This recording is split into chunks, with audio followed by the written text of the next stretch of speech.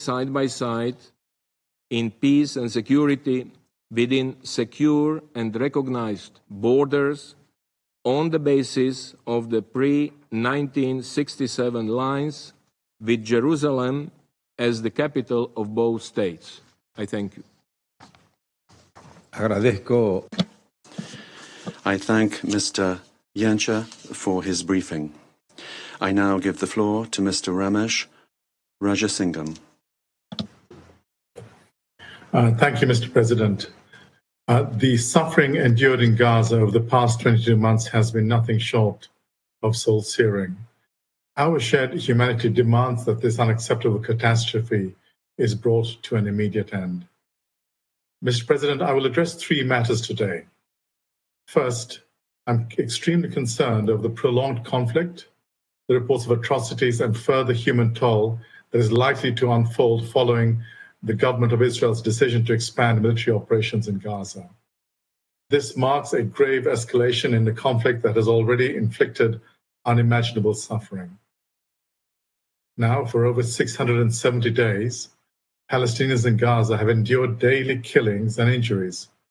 More than 61,000 people have been killed, including at least 18,000 children, and 151,000 have been injured, according to Gaza's Ministry of Health.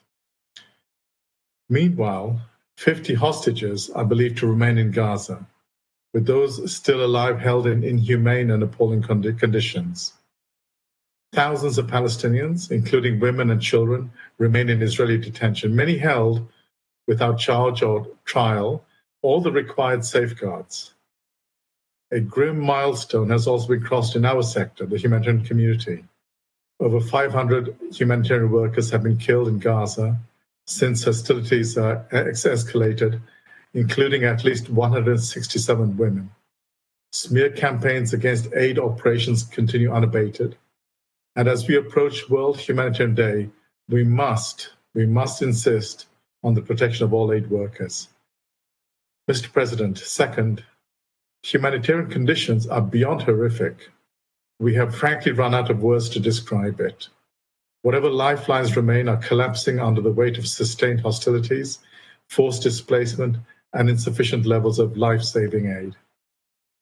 Hunger-related deaths are rising, especially among children, with severe malnutrition.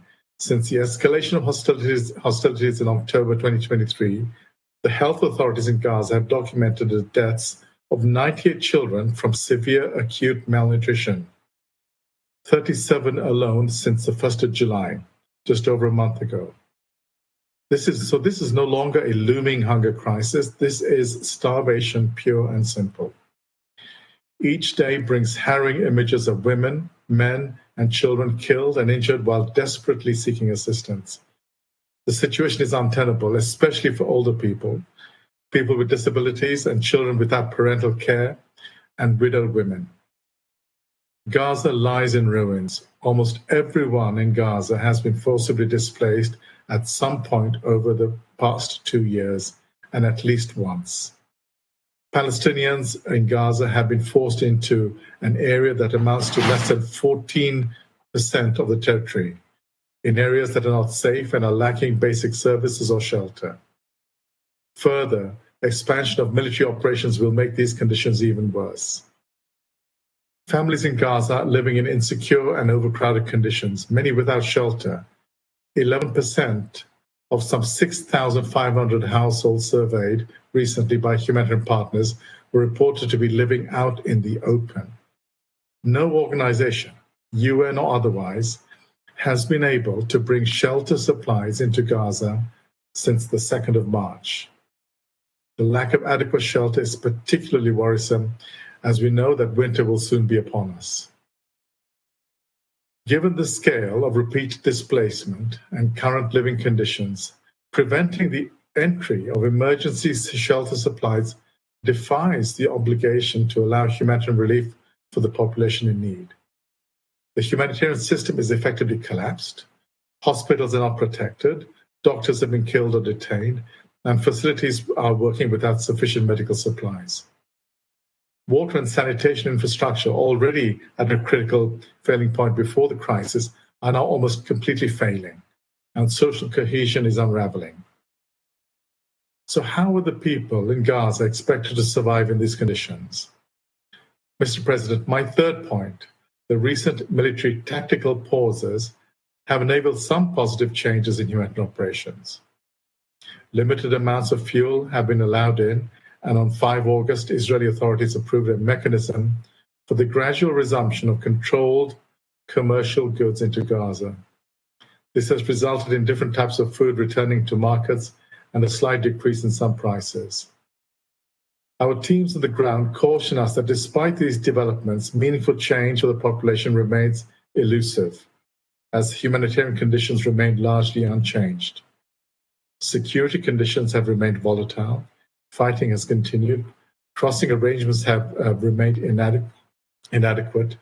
Humanitarian missions, though less frequently denied outright, can still take over 18 hours, with teams stranded on dangerous roads. Extreme desperation is driving people to take the humanitarian aid in transit, but this need not be the case. We've seen that when assistance is rapidly and significantly scaled up, incidents of looting and insecurity decline, and trust begins to be rebuilt. The United Nations has the plan and the systems in place to respond. We've said this before, and we will say it again and again. Let us work.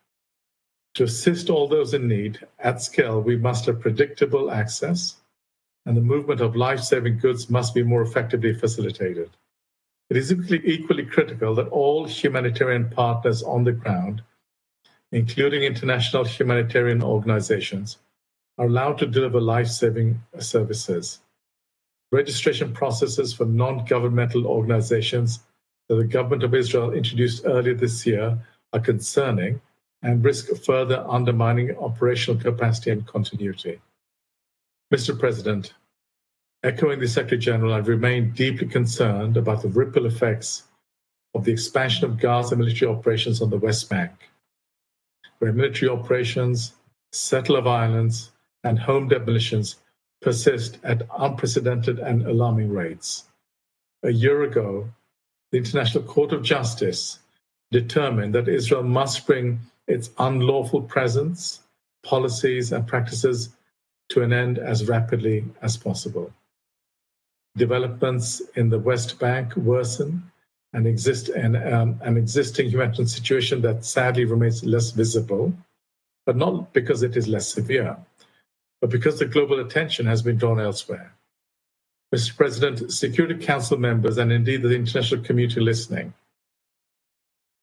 states and all those with any influence must look within our bruised collective conscience and summon the courage to do so, to do what is necessary to end this inhumanity and pain. It is also what international law demands.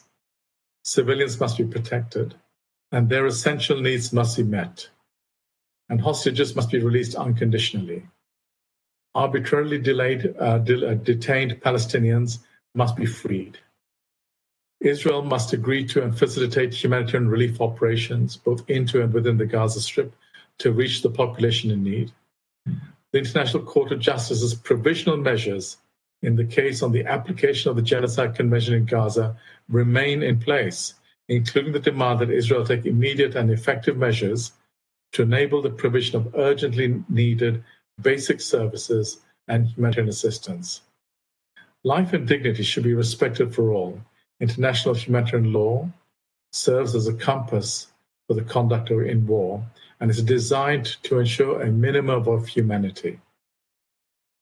The parties in all states must honor their commitment to this. The suffering must stop. Mr. President, thank you. I thank Mr. Rajasingham for the information provided.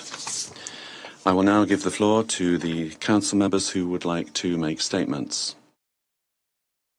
I give the floor to the delegation of the United Kingdom. Thank you, President. I thank ASG Yencha and Mr. Rajasingham for briefing us today.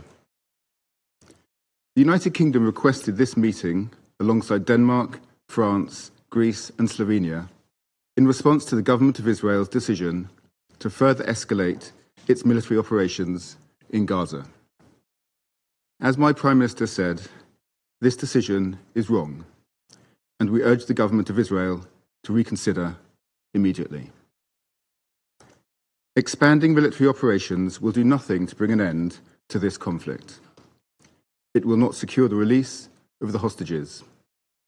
It will only deepen the suffering of Palestinian civilians in Gaza. This is not a path to resolution. It is a path to more bloodshed. President, just this week, the Security Council heard harrowing testimony from Eli David, the brother of Eviatar David, who's been cruelly taken by Hamas on 7 October. He's been held hostage in appalling and inhuman conditions for over 21 months. The Security Council has, in its 4 resolutions since 7 October, called for the unconditional and immediate release of the hostages. I repeat that call today. We are clear that Hamas must disarm and can play no future part in the governance of Gaza, where the Palestinian Authority must have a central role.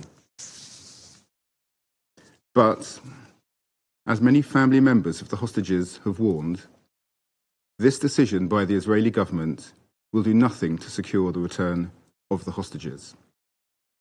Instead, it risks further endangering their lives. This escalation will only exacerbate an already catastrophic humanitarian crisis, uprooting 1 million more people and forcing them into dangerously overcrowded, unsanitary and undersupplied areas. In Gaza, children and babies are suffering from starvation. Hundreds of civilians have been killed trying to access basic food supplies. This inhumanity cannot be justified. The partial aid access Israel granted in late July has proven woefully inadequate.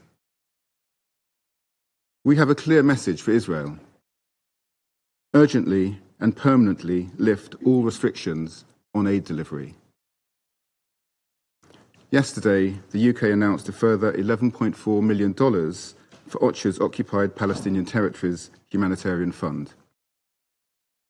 It is vital that the UN and established humanitarian partners can operate safely and at scale, in line with the principles of humanity, impartiality, neutrality, and independence. And Israel must not bar humanitarian NGOs from their essential work through unreasonable and arbitrary registration requirements.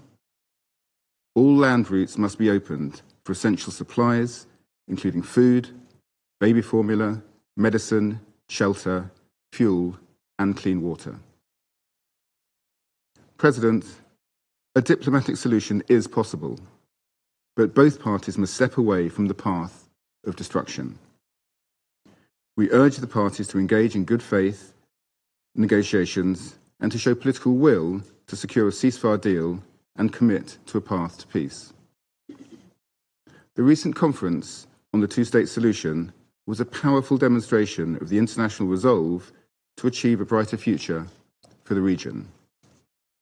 The UK will continue working with our partners on a long-term plan to secure peace in the region as part of a two-state solution. This is the only way to guarantee Israelis and Palestinians can live side by side in peace, security, and dignity. I thank you. Agradezco a la delegación de... I thank the delegation of the United Kingdom for their statement. I now give the floor to the delegation of Denmark. Thank you, Mr. President. I wish to thank ASG Genscher and Director Rajasingham for their briefings. Denmark joined France, Greece, Slovenia, and the UK in calling for this urgent meeting. For months, the world has watched in despair as conditions in Gaza have grown more catastrophic by the day. Heartbreaking images and videos of suffering, destruction, and death live-streamed on a daily basis.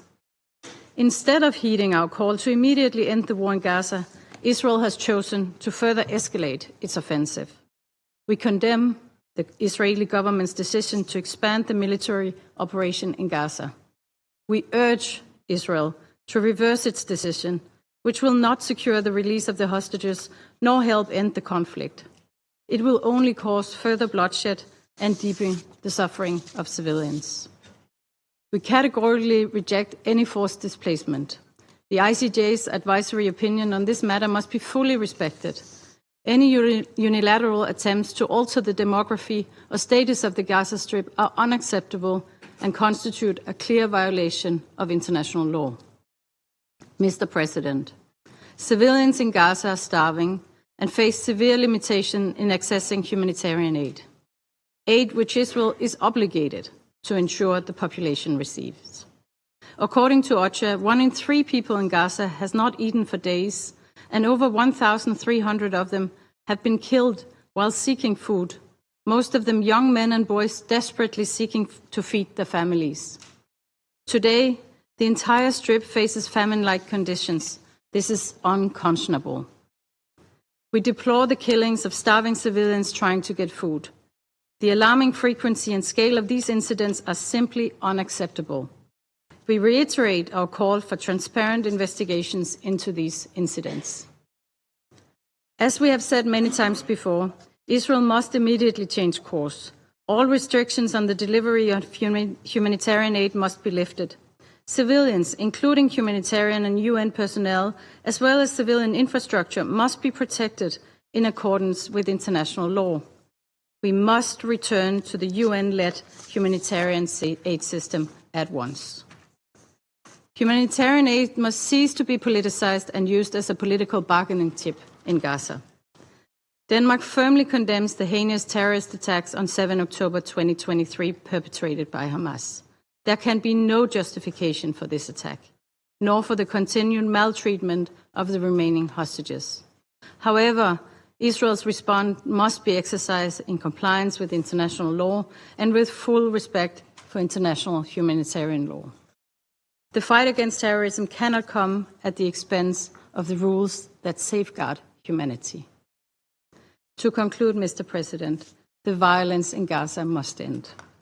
To the parties, we demand a return to a ceasefire, the delivery of humanitarian aid with no restrictions, and the immediate and unconditional release of all the remaining hostages. Denmark will never go back on those principles and will continue to reiterate these demands. We will not tire in our support to the two-state solution, and we will not tire in our commitment to peace in the Middle East. We urge the warring parties to stop burying peace in the rubbles. Thank you. I thank the delegation of Denmark for your statement. I now give the floor to the delegation of France. Monsieur le Président. Mr. President, I would like to thank you for convening this emergency meeting, which we requested, together with our European partners on the Security Council.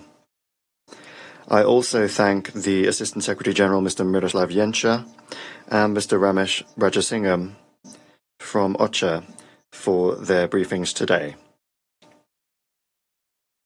Given the gravity of the most recent announcements by Israel, we needed to raise the alarm. As we said on the 8th of August, France condemns in the strongest possible terms the plan of the Israeli government to expand its military operations to take control of Gaza City with a view to establishing military control over the entirety of the Gaza Strip.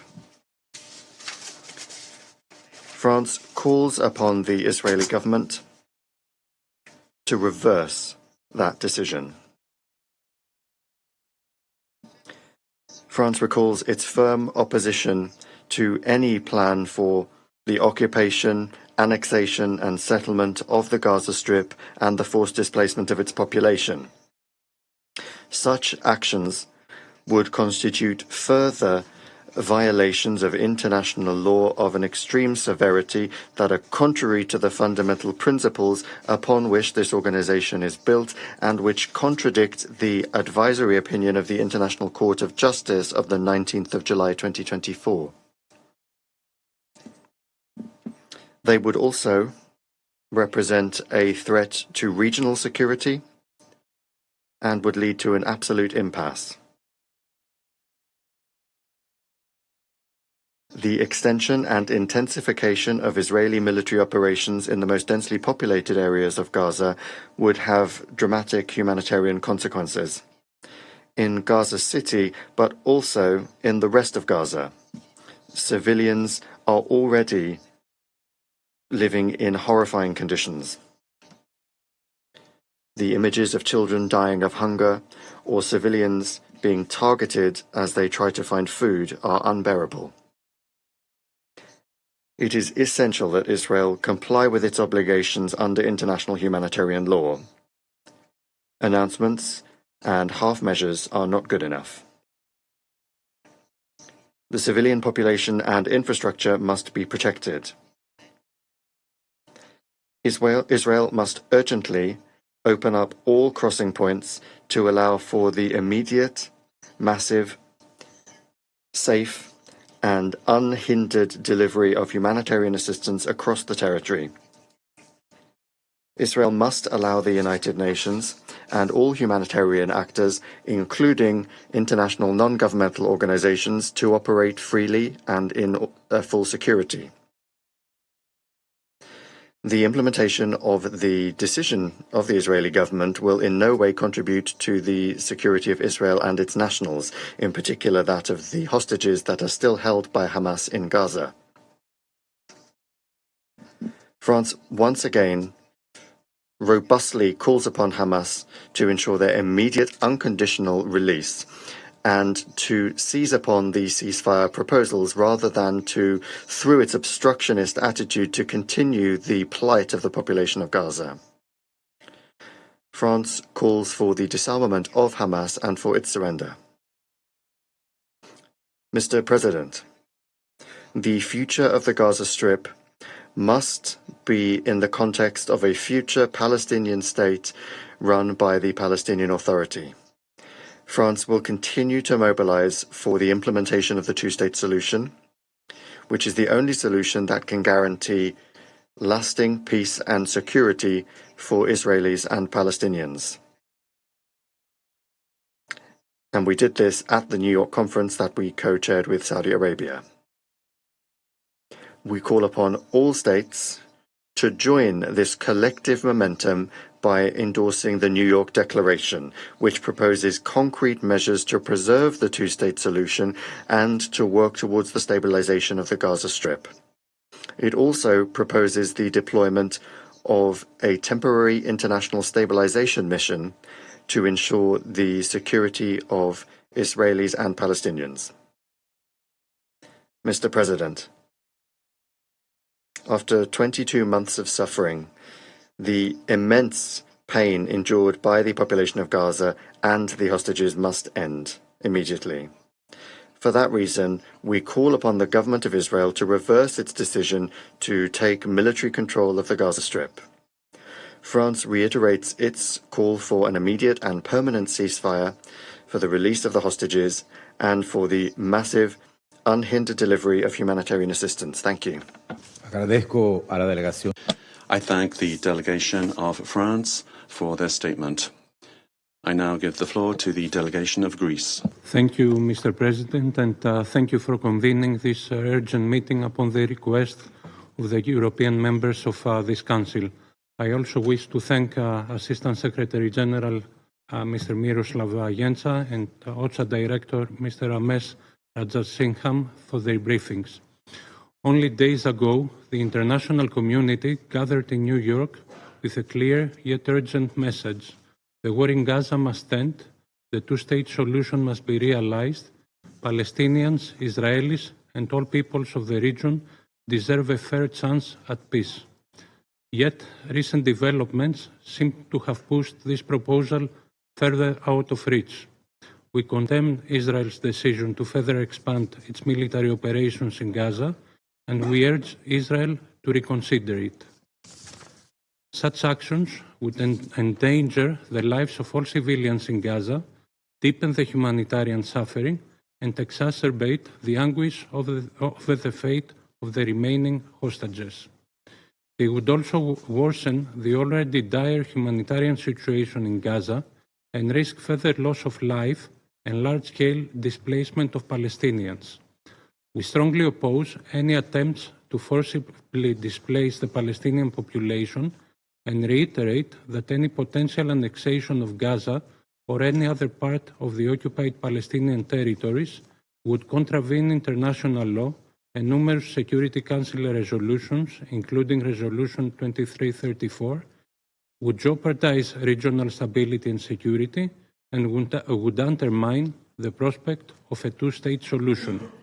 Mr. President, the humanitarian crisis in Gaza is severe and worsening. Hospitals are overstretched, starvation and malnutrition, especially among children, are worsening, access to clean water remains limited, and civilians risk their lives daily in search of food. We cannot turn a blind eye to this tragedy, nor remain silent while hostages continue to suffer at the hands of Hamas. We call once again for the immediate, unimpeded, and large-scale delivery of humanitarian aid to Gaza. The blockade must be lifted, civilians and humanitarian workers must be protected in accordance with international humanitarian law, and the work of the aid agencies should be facilitated. Greece has taken concrete steps to alleviate suffering in Gaza.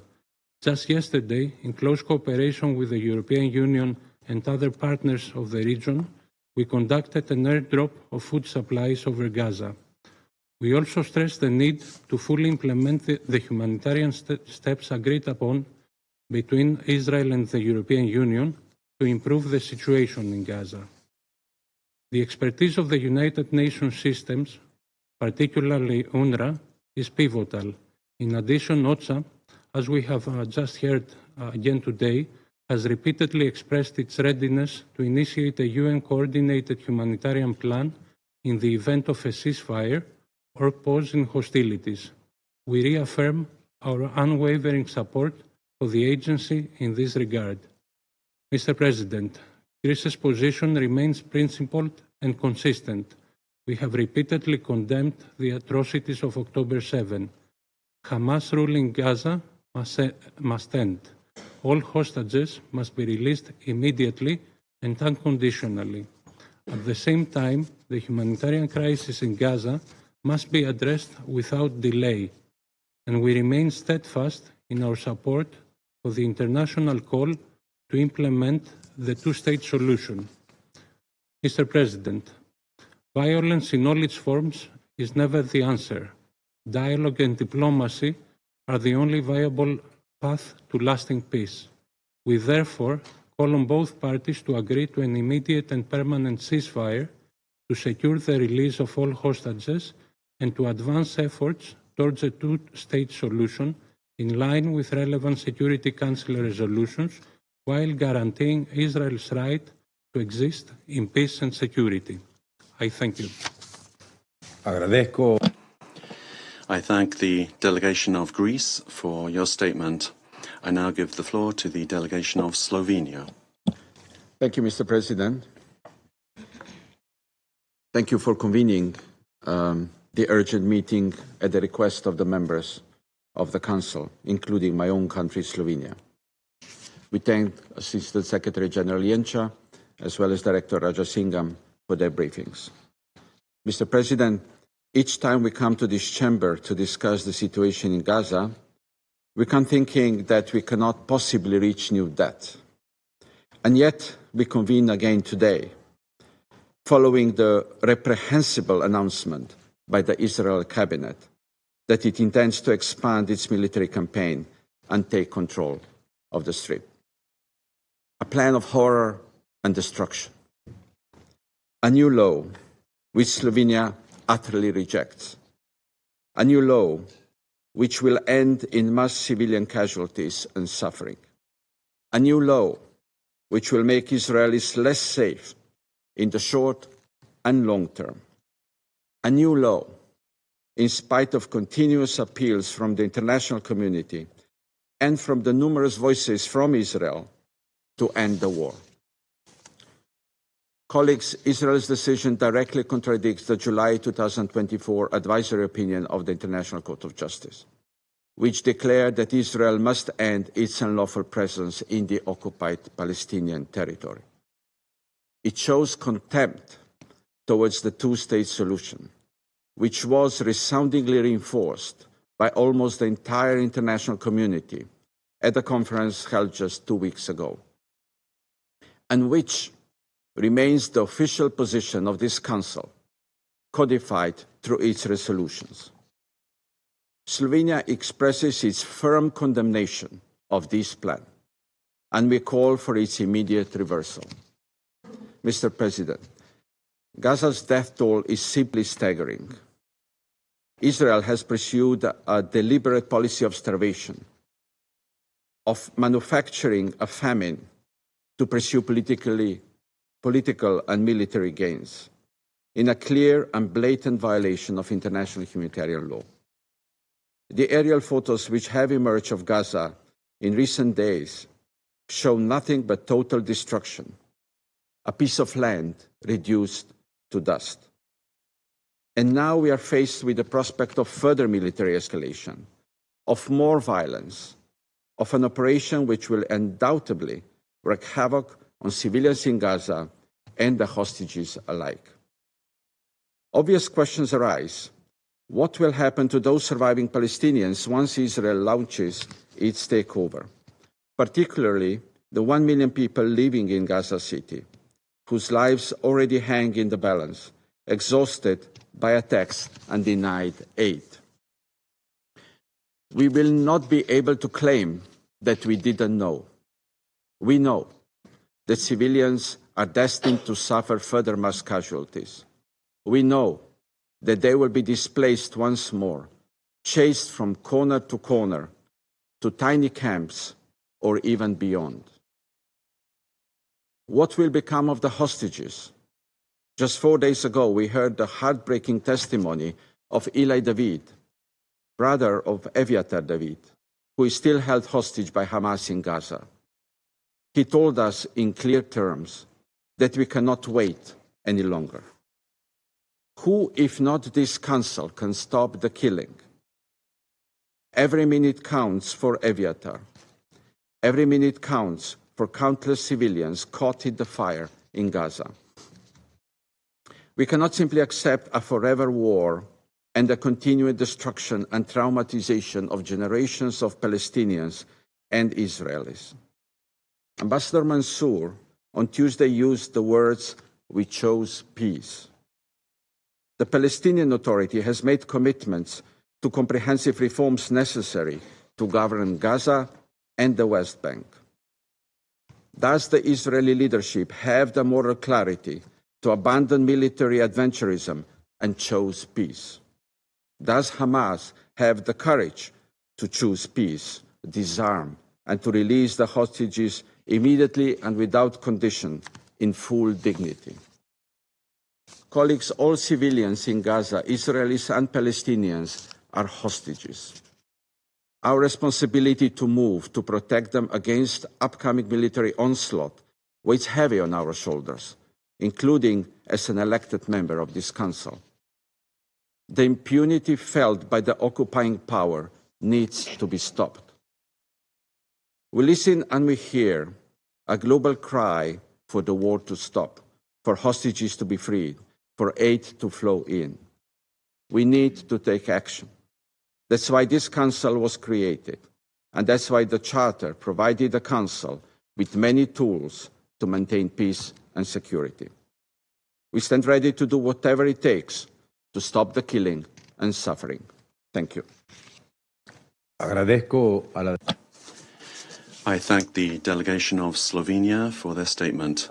I now give the floor to the delegation of Algeria. Mr. President, at the outset, I thank you for the prompt scheduling of this meeting, a meeting requested by almost all members of this Council, a meeting born of urgency. We extend our appreciation to ASG Yanka, and to Mr.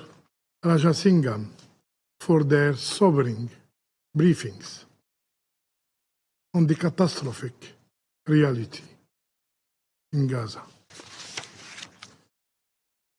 Yes, Gaza is facing hell.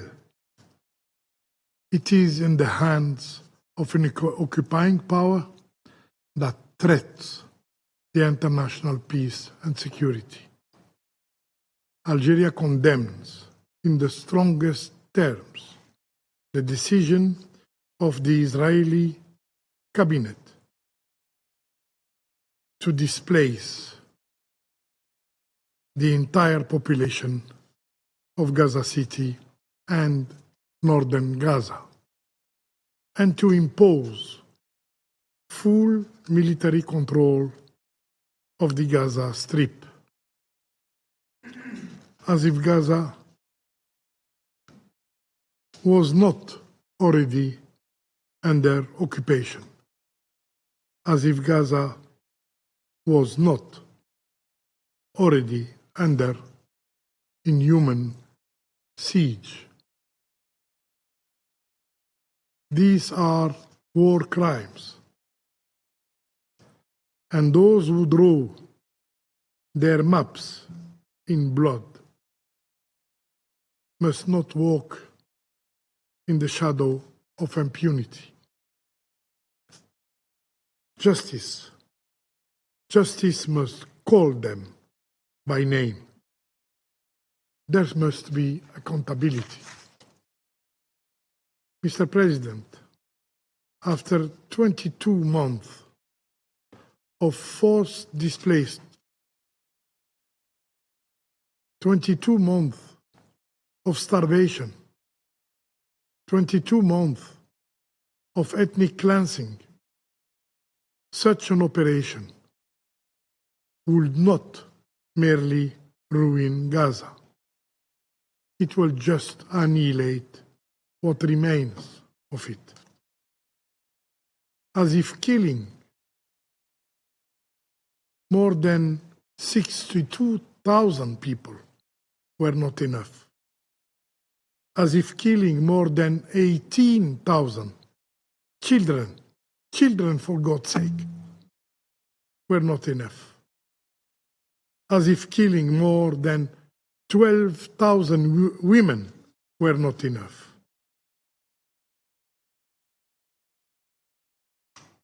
As if starving to death more than 200 human beings were not enough. The list is too long, too heavy, too dark for this page to hold, and yet, persisting in their genocidal tactics, the Israeli occupying power plan more. Can you imagine what will be left if they execute their plan? Their objective is clear, crystal clear: to push an entire people outside their homeland. Palestinians shall have no state, no flag, no future in their land. No Palestinian shall stay from the river to the sea. Yet, they forget. They forget that the land remembers its sons. They forget that olive trees do not surrender to the axe. They grow back from the root. Despite the brutality of the oppression, Palestinians will not abandon their homeland. Palestinians will not let go their rights. We believe in their resilience, as we believe that Gaza, although wounded and bleeding, will one day rise again. Mr. President, let us be clear. The Israeli authorities care nothing for international law. They care nothing for this council. They care nothing for humanity itself. They act with brutality, cruelty, and barbarity, stripping Palestinians of their very essence as human beings, reducing them to something less in their eyes, to human animals. Yes, for them, Palestinians are just human animals. And so, they orchestrate the killing of Palestinians by every instrument. Starvation, thirst, weapons, and humiliation. Humiliation.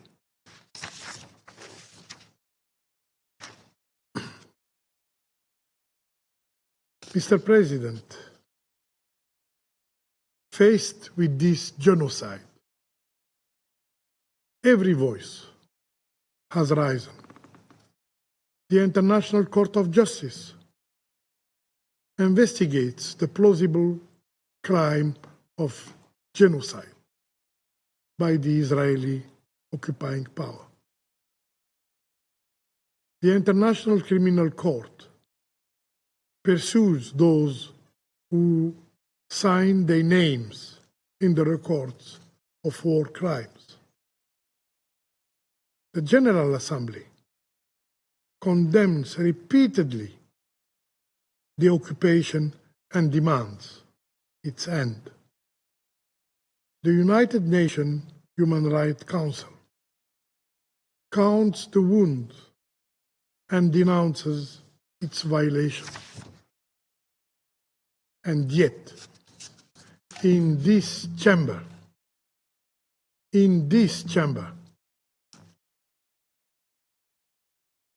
the one entrusted with peace and security by the United Nations Charter,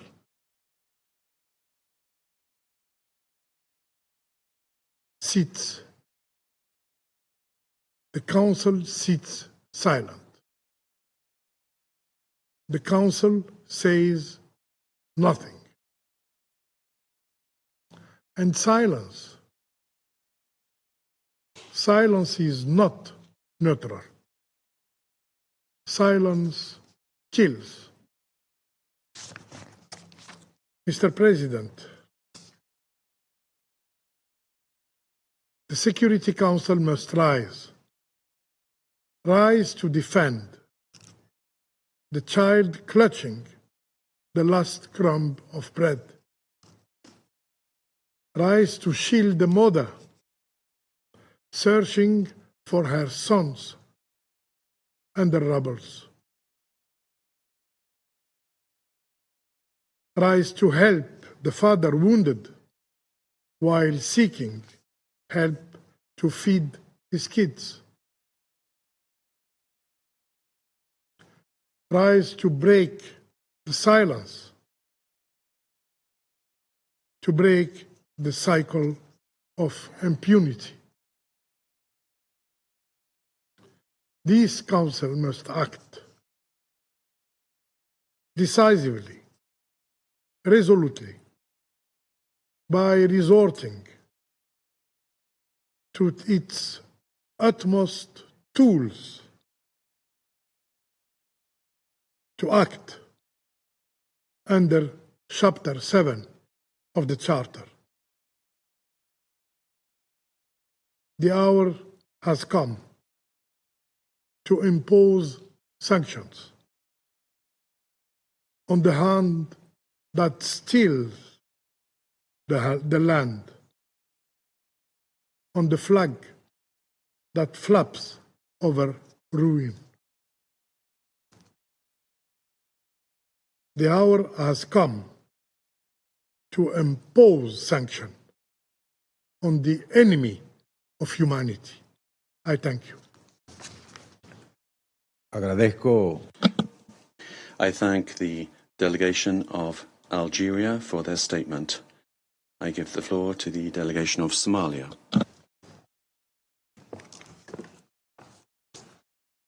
Mr. President, I thank you for the swift convening of this emergency meeting today. I also express gratitude to Assistant Secretary General Yanka and Mr. Ramish, Head and Representative of OCHA in Geneva, for their sobering briefing and tireless commitment.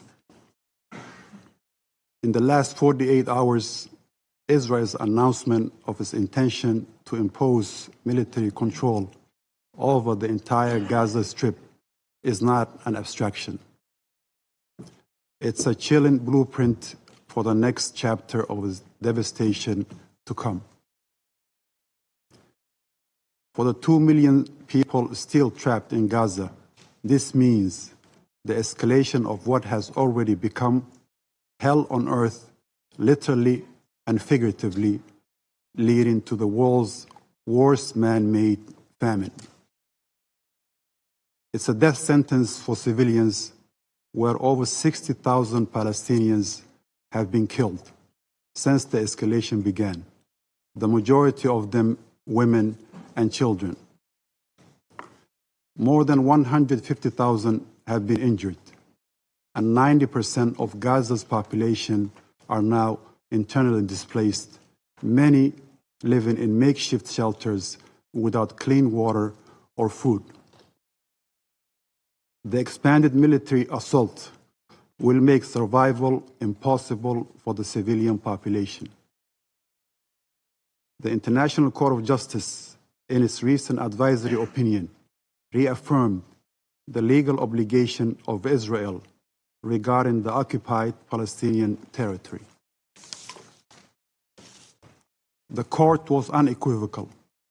The occupation, the blockade, the denial of humanitarian access, and actions resulting in collective punishment violate international law.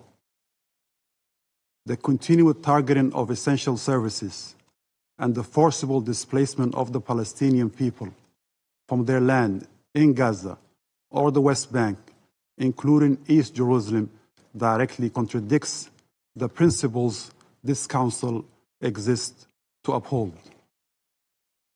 We also stress the necessity of preserving the legal and historical status quo at the Islamic and Christian holy sites in Jerusalem, recognizing the essential role of the Hashemite custodianship in this regard. We are gravely concerned about the recent incidents at Al-Aqsa Mosque and reiterate that any provocation or violation undermines peace and stability and must be unequivocally condemned. Mr. President, we have heard enough talk of security as a pretext for collective punishment. True security cannot be built upon the ruins of justice. There can be no peace while occupation persists, and no real security unless the rights of Palestinians, including the right to self-determination, are recognized and protected. What is needed now is not another brief pause, but an immediate and a permanent ceasefire. Not another limited corridor, but full and unfettered humanitarian access so that food, water, medicine provided by agencies like UNRWA and OCHA can flow freely, not as a charity, but as a matter of right. Not another partial exchange, but the immediate and unconditional release of all hostages and detainees so that no one endures inhumane conditions under illegal captivity away from their families and loved ones. Not more negotiations to nowhere, but a genuine commitment to end the occupation and realize the two-state solution this Council and the world have long endorsed. We must not allow the language of military necessity to drown out the cries of the hungry and the displaced. The forced starvation of a population is not an accident of war. It's a crime under international law. The bombardment of neighborhoods and the expulsion of families are not regrettable side effects. They are violations that demand accountability. Mr. President, to conclude, this is not just a test for Israel and Palestine. It's a test for all humanity. Will we stand by, citing complexity and precedent? Or will we act with the urgency and moral clarity that this moment demands? In these darkest moments, it's worth remembering what brought the United Nations into existence in the first place. Our charter opens with a solemn pledge, and I quote, "to save succeeding generations from the scourge of war," end of quote. A promise born from the ashes of World War II, when the world vowed never again. Yet, 8 decades later, we are confronted once more with the images and the realities of children buried beneath rubble, starvation used as a weapon, families uprooted, and entire communities erased. If we cannot act now to uphold this promise in Gaza, we must ask ourselves, what then is the purpose of this Council? What in truth remains of our solemn oath to future generations? Let the response not be graveyard silence.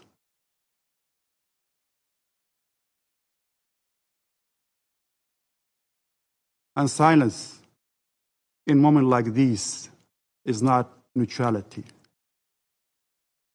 For all the victims, it is a verdict. I thank you, Mr. President. Agradezco. I thank the delegation of Somalia for their statement. I give the floor to the delegation of the Republic of Korea. Thank you, Mr. President, for convening this meeting in a timely manner. I would also like to thank ASG Incha and Mr. Rajasingham for their concise and powerful briefings.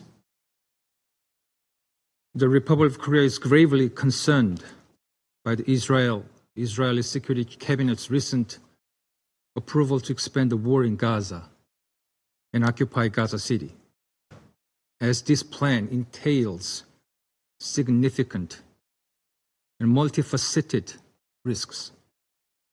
We urge Israel to retract this plan. In this context, I would like to address each risk in turn. First, the plan, if implemented, will devastate an already catastrophic humanitarian crisis in Gaza. Daily images of starving Palestinian children and aerial scenes of Gaza's near total destruction demands our attention is to focus on alleviating the dire humanitarian needs. However, the proposed military escalation will only deepen the extended suffering of an exhausted, sick, and hungry population. Not deliver the humanitarian relief they so clearly need, and that the international community is urgently calling for. The proposed plan's primary target, Gaza City, is one of the few remaining areas where a large civilian population has sought tenuous refuge. And a renewed full-scale operation against it will inevitably cause another round of forced displacement and killings. With much of Gaza already declared a buffer zone or under evacuation orders, and its borders largely sealed, displaced civilians lack shelter or safe zones, raising fears of mass expulsion or so-called voluntary migration, which is not in itself voluntary. Second, this plan entails a grave risk to the lives of the hostages. This council, including my country, has spoken with one voice in calling for their immediate and unconditional release. Yet, the announced plan, if implemented, will expose them to intensified hostilities and undermine diplomatic efforts toward their freedom.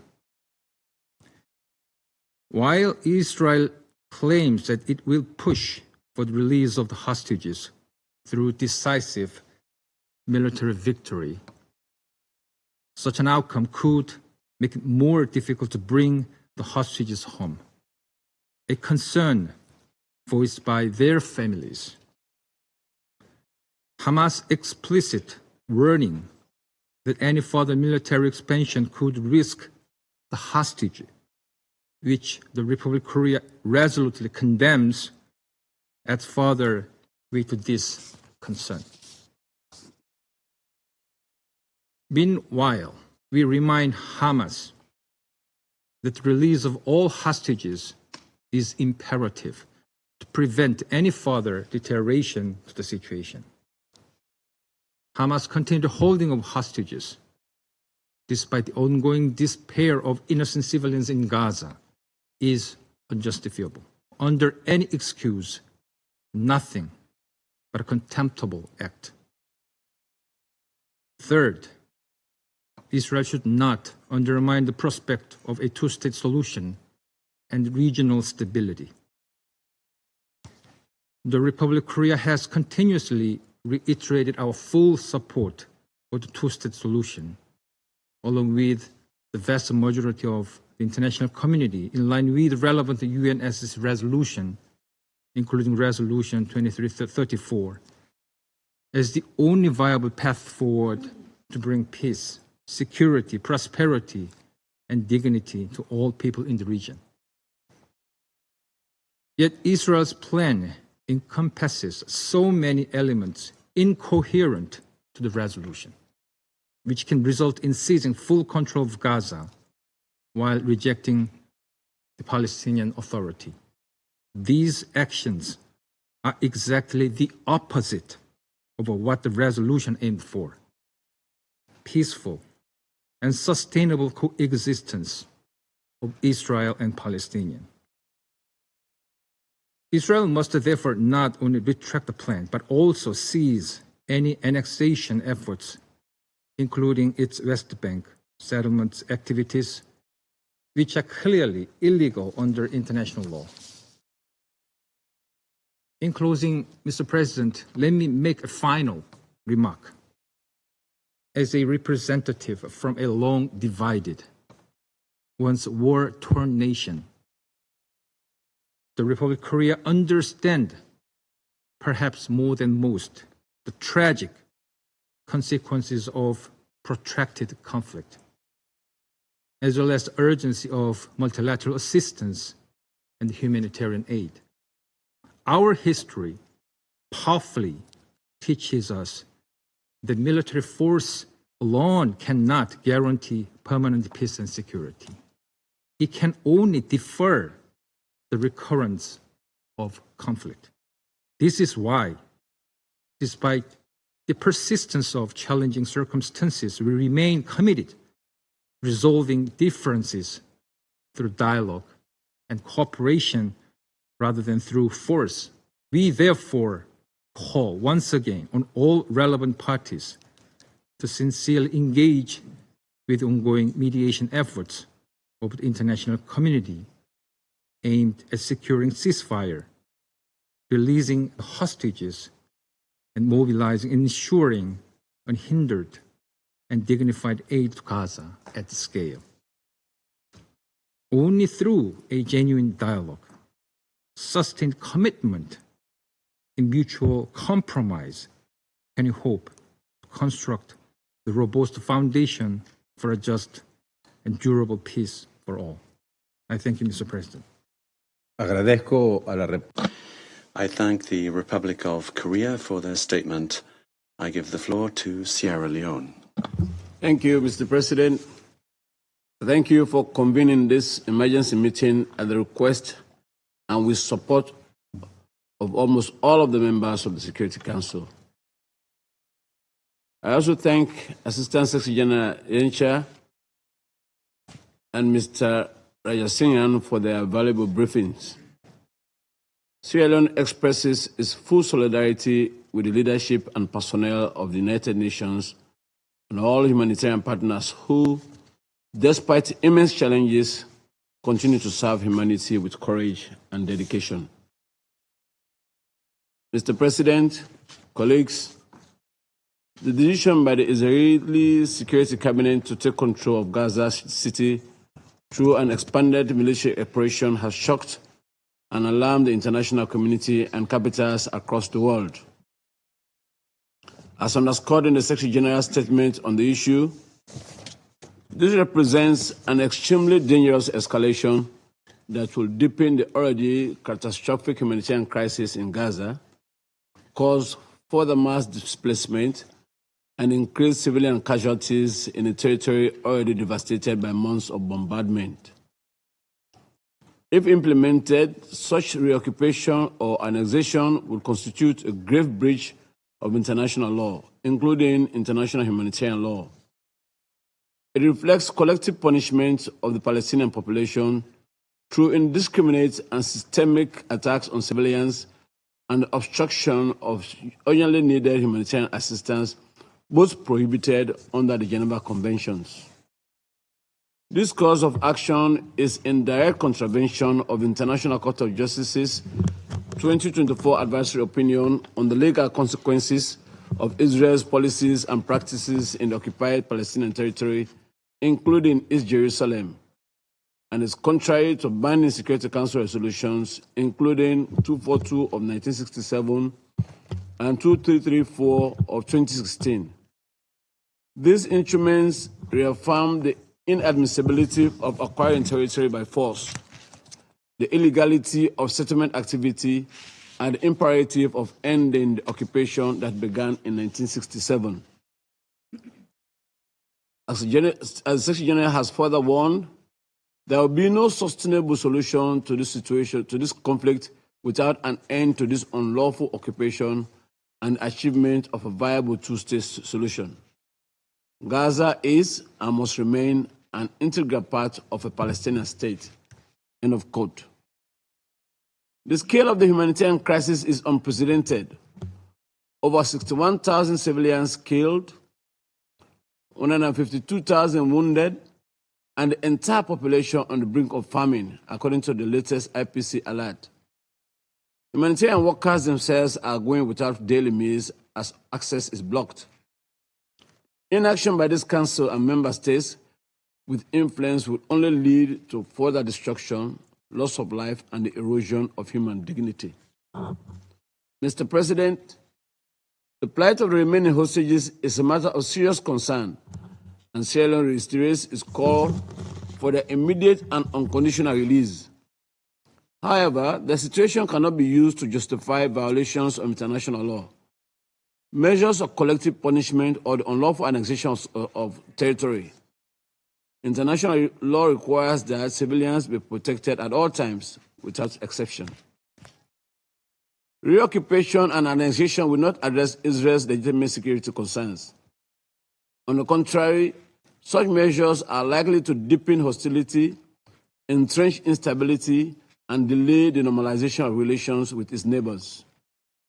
Genuine normalization, endorsed by the Arab Peace Initiative and consistent with the two-state solution, offers Israel the prospect of lasting peace, security, and regional acceptance, but only if it is accompanied by an end to occupation and the realization of Palestinian statehood. This conflict demands both urgent action to halt the violence and a long-term commitment to a political horizon grounded in the two-state solution. Any action that ignores these objectives risks perpetuating instability in occupied Palestinian territory and the wider region. Accordingly, Sierra Leone reiterates the following. First, the Council must remain united in demanding an immediate and lasting ceasefire and in using all diplomatic and political tools to ensure compliance with international law and the relevant UN resolutions. We also reiterate the need and legal obligation for the immediate and unconditional release of all hostages held by Hamas and other armed groups since 7 October 2023, all Palestinians as well as all Palestinians detainees. We urge Hamas and the other armed groups to allow access to the International Committee of the Red Cross, ICRC, to the hostages to assess and support their well-being.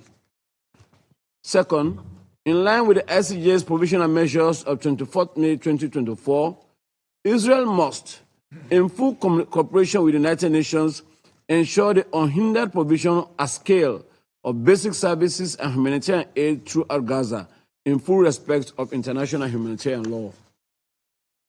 Third, recalling the ICJ's advisory opinion of 19 July 2024, Israel's continued presence in the occupied Palestinian territory is unlawful and must end as rapidly as possible.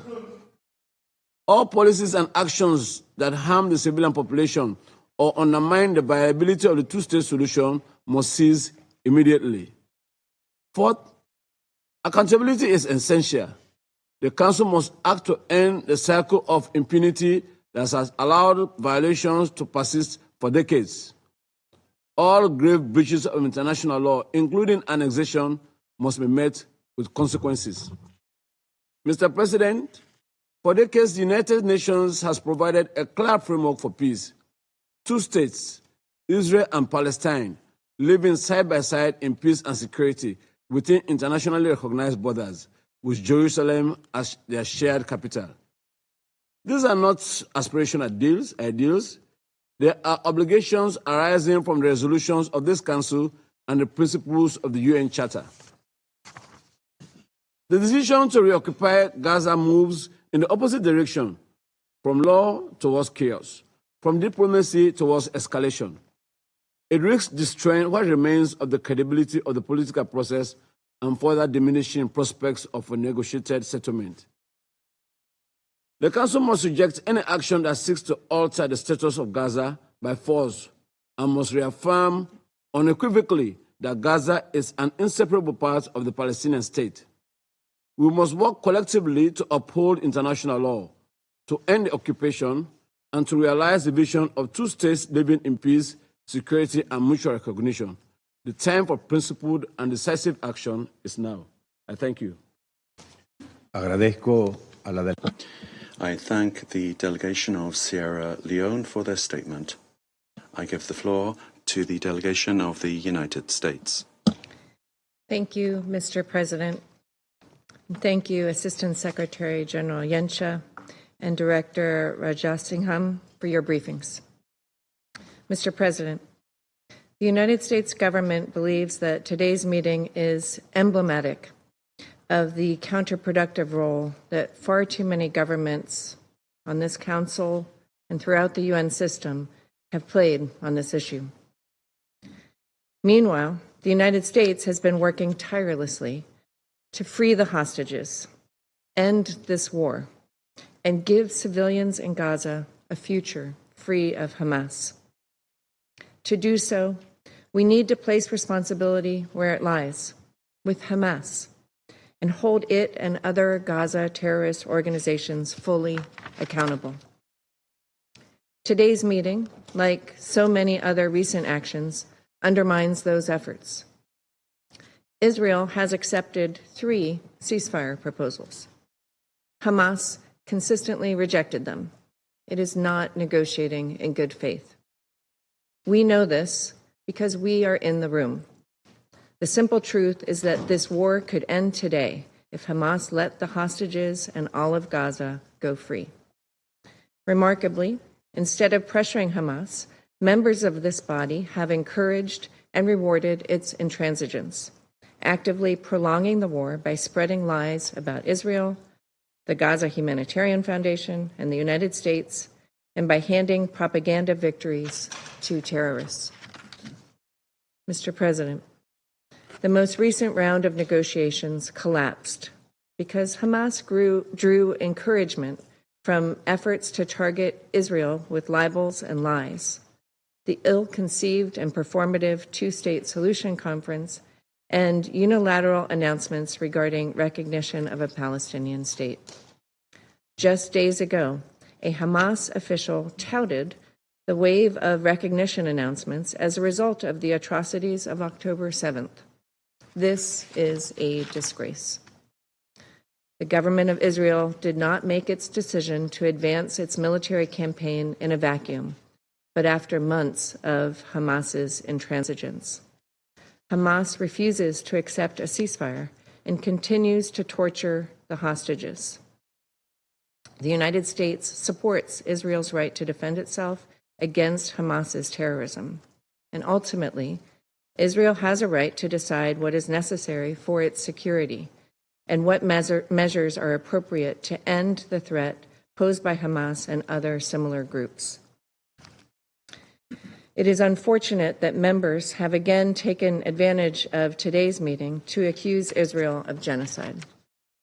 These accusations are politically motivated and categorically false. They are part of a deliberate, cynical propaganda campaign as Hamas attempts to win symbolic victories to compensate for total defeat in war. The United States refutes these allegations entirely. Israel has taken numerous measures to limit harm to civilians and to address humanitarian needs. The loss of civilian life in Gaza is tragic, but the responsibility for this rests with Hamas. Mr. President, the United States remains committed to 1. Addressing humanitarian needs, 2. Freeing the hostages, and 3.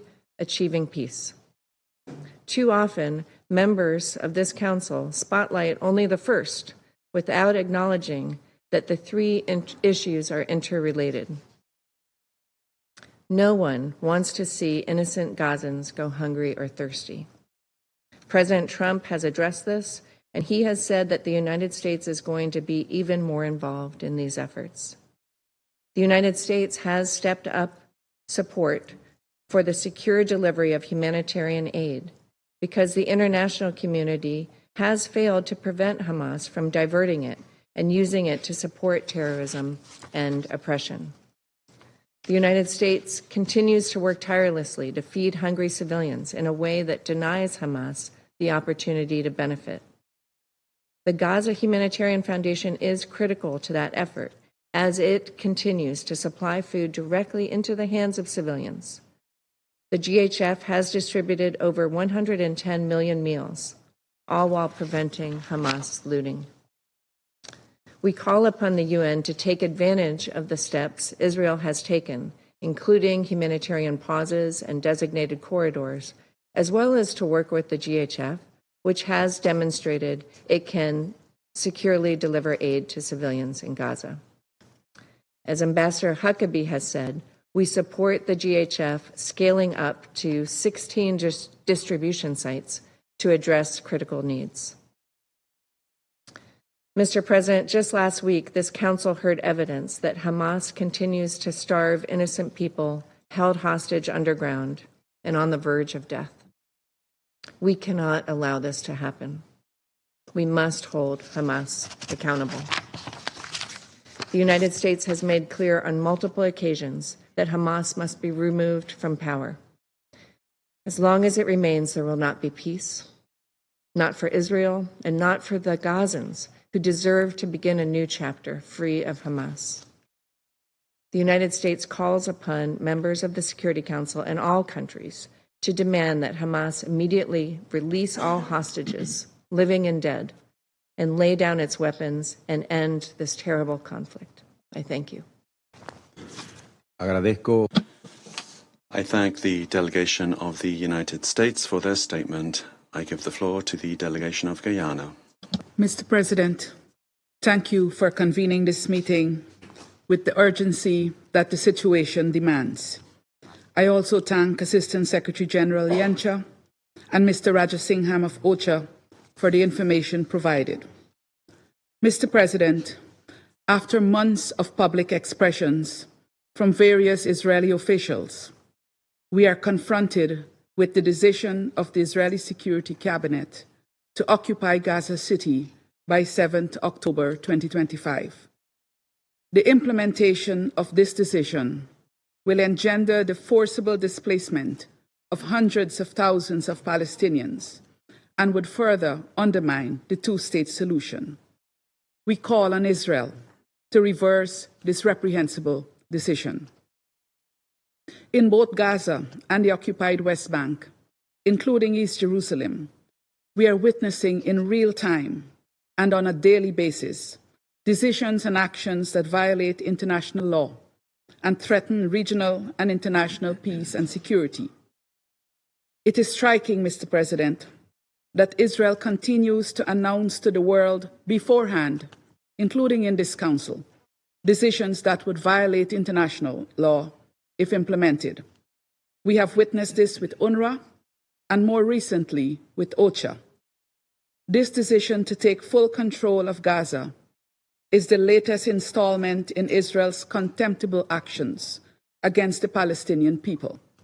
It comes on top of numerous infractions committed over the decades since the decision was made for the Israeli state to be established in the land of Palestine in 1947. Indeed, Palestinians have lived through the Nakba and the ensuing years characterized by constant violence and dispossession owing to the Israeli occupation. Guyana reiterates its condemnation of the attacks on Israel on 7th October, perpetrated by Hamas and other armed groups. Yet, Mr. President, nothing, absolutely nothing, justifies the collective punishment that Israel has perpetuated against the people of Gaza over the past 2 years. Mr. President, dear colleagues, there are 3 questions which each member state of the United Nations must ask itself. First, why does the occupying power act in such defiance of the international community, even though it is in contravention of international law, including international humanitarian law and international human rights law? Second, why are the actions of the occupying power not met with strong, unified, and collective positions by this Council? And third, would any member state of this Council allow its citizens to be subject to this type of inhumane treatment by any actor, including a fellow member state of the United Nations? The honest answers to these questions should inspire a sense of urgency in all of us to act now to end Israel's war against Palestinians on every front that this war is being fought. In the occupied West Bank, including East Jerusalem, where Israel continues operations that result in displacement of Palestinians, in injuries and in fatalities, where settler violence has become normalized under the might of the Israeli security forces. where Palestinians continue to lose their property and livelihoods under vexing circumstances, where Israeli officials carry out provocative visits to holy sites, adding another layer to existing tensions, and in Gaza, which is bearing the weight of a humanitarian catastrophe characterized by famine, disease, death, displacement, denial, and yes, impunity. We, the Security Council, must respond to the fact that over 61,000 Palestinians have been killed in Gaza since October 7, and this number increases every single day. In an unfortunate move, Israel has now announced its intention to intensify its military operations in Gaza. With the scale of destruction that has taken place already in Gaza, there are hardly any buildings left to target. Therefore, let us be clear about the objective of intensifying military operations in the Strip and what it would mean for Palestinians who have, to this point, managed to defy the odds and remain alive, humiliated and persecuted as they are. We must also consider what intensified military operations would mean for United Nations personnel and humanitarians who continue to operate in Gaza. Their operations would be further curtailed, since the already precarious security situation would be exacerbated, and the risks to their personal safety and security would also increase. Let us also consider what intensified military operations could mean for the hostages still being held by Hamas and other Palestinian armed groups. Just this week, we discussed the atrocious situation to which these individuals have been subjected, and we all demanded their immediate and unconditional release. In that context, my delegation had stressed that the persons being held hostage should not be used as bargaining chips to extract concessions. Their continued captivity is a grave violation of international law, which must not continue to be prolonged. We therefore reiterate our call for the release of all individuals held captive by Hamas and other armed groups in Gaza. Mr. President, the Council must act in the face of all that is taking place in Gaza, and now in response to Israel's annexation plans. The International Court of Justice was clear in its pronouncements regarding the illegality of any annexation of Palestinian territory by Israel. We must intensify our efforts to ensure Israel completely evacuates the Palestinian territory and withdraws to the pre-1967 lines in accordance with the relevant UN resolutions and the advisory opinion of the ICJ. Guyana also urges that this Council act collectively to achieve an immediate, unconditional, and permanent ceasefire in Gaza, and to end the violence against the civilians in the occupied West Bank, including East Jerusalem. We must also take action to enable conditions for a drastic improvement in the humanitarian situation in Gaza. We have taken note that Israel's military plans involve providing humanitarian aid to civilians outside combat zones.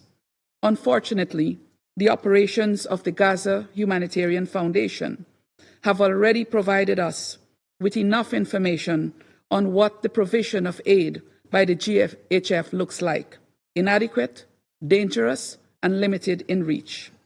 The Council must demand facility for the United Nations and its humanitarian partners to have full humanitarian access to all civilians in need in Gaza, so that there can be a flood of assistance into the area in a rapid, safe, and unhindered manner.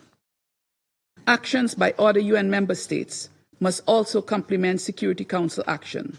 In this regard, Guyana is encouraged by the decisions announced by some member states in response to the decision of the Israeli Security Cabinet.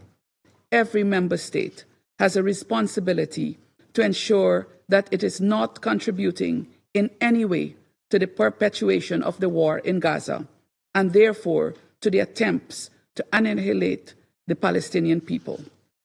Mr. President, when appeals to morality to humanity, and even to legality fail to produce the required action, the Council must delve into its toolbox to save lives.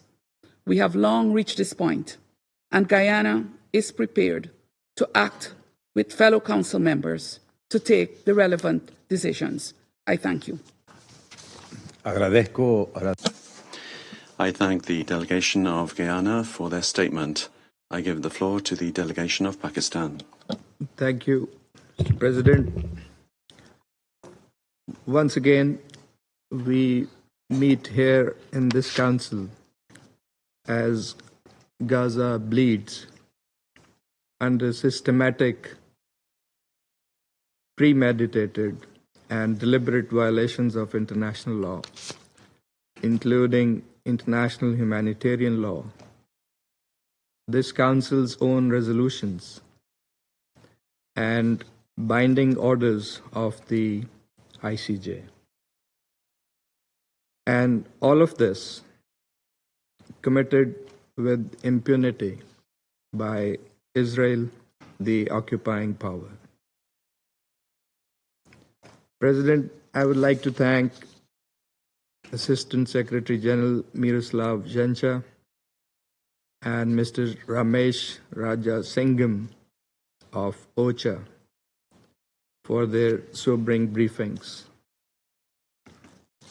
The complementary information shared by the two briefers presents a picture that is beyond belief.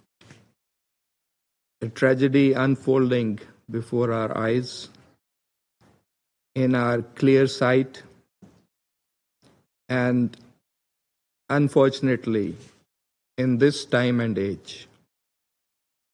And while not enough has been done to stop it, to stop Israel, the occupying power, ASG Zhencha has described the Israeli decision to expand military operations in Gaza as a dangerous escalation, and which, if implemented, will displace all civilians from Gaza City. Mr. Zhencha referred to, and I quote, another horrific chapter. And Mr. Rajasingham described it beyond horrific, impossible to describe in words, untenable, and rightly so. And his call to respond to our collective conscience, to uphold international law, are most pertinent.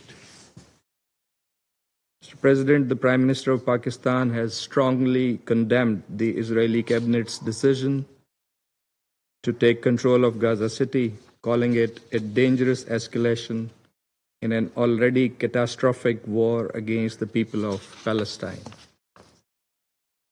And in a joint statement yesterday, the Ministerial Committee, mandated by the Joint Extraordinary Arab-Islamic Summit, along with other countries, including Pakistan, has expressed strong condemnation and categorical rejection of this announcement, denouncing it as an unacceptable escalation, a blatant violation of international law, and a brazen attempt to entrench illegal occupation by force. Mr. President, this latest Israeli move aims to erase Palestinian presence. And contrary to what some claim and expect, this action will extinguish prospects for peace and undermine all regional and international efforts to peacefully resolve this conflict. So let us be clear. It is the culmination of a campaign of ethnic cleansing. First, it violates international law and Security Council resolutions, including 242 and 338, as well as Council's Resolution 2735. Secondly, it threatens mass displacement of over 1 million Palestinians, a grave breach of the Fourth Geneva Convention.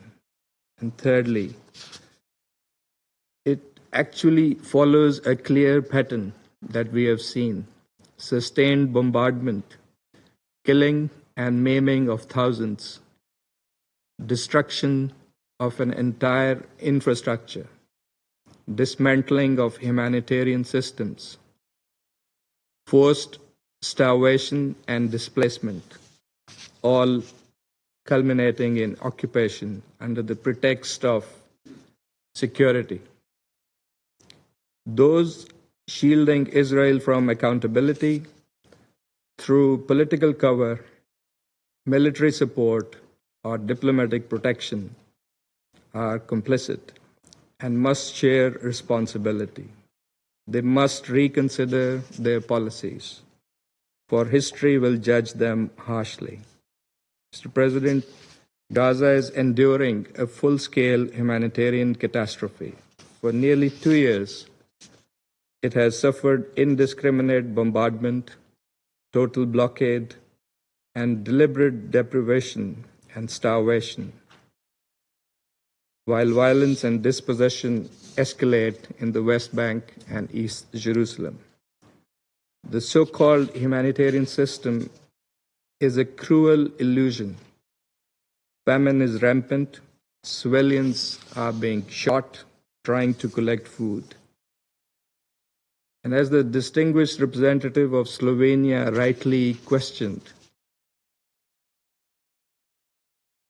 can there be a new law? Other colleagues have rightly expressed concern about the long term. But what will be there to salvage in the long term? Pakistan believes the action is needed now. Under the circumstances, this Council must urgently demand Israel, under Chapter 7 of the Charter, to refrain from its stated plan of occupying Gaza City. The Council should also call for an immediate, unconditional, and permanent ceasefire, release of hostages, and exchange of Palestinian prisoners, a complete halt to displacement and aggression, unhindered large-scale humanitarian access, and protection of the legal and historical status quo at Jerusalem's holy sites. Mr. President, the Security Council must be ready to impose a cost on Israel if it defies the demand of the Council and indeed the will of the international community. The Council must enact enforcement measures, including the deployment of an international protection force to save the besieged population. As our Prime Minister has affirmed, the root cause of this ongoing tragedy is Israel's prolonged, illegal occupation of Palestinian territory. As long as this occupation endures, peace will remain elusive. Mr. President, any attempt to sever Gaza from the rest of the occupied Palestinian territory is a direct attack on the very foundation of the two-state vision. Gaza is and will remain an inseparable part of the state of Palestine. And we are convinced that justice is unstoppable, that the resilience of the Palestinian people and the universal call for their rights will ultimately overcome oppression. And let me also categorically state that decisions for governance and their future are for the Palestinians and Palestinians alone to make. No one else can decide for them.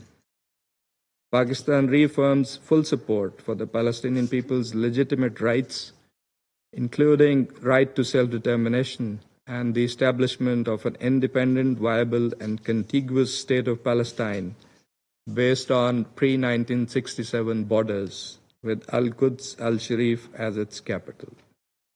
The recent high-level conference on Palestine was timely.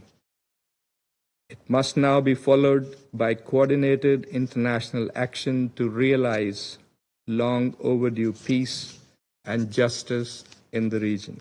Mr. President, this Council must go beyond statements. It must act to end aggression, to protect civilians, restore justice, and ensure accountability. The credibility of this body and the prospects of peace in the Middle East are at stake. I thank you. Agradezco. I thank the delegation of Pakistan for their statement. I give the floor to the delegation of China. Thank you, President. President, China supports the initiative of the United Kingdom, Denmark, France, Greece, and Slovenia to convene this meeting. We also thank ASG Yancha and Mr. Raja Singham for their briefings. The Gaza conflict has persisted for 22 months, leading to over 61,000 civilian deaths and resulting in an unprecedented humanitarian catastrophe.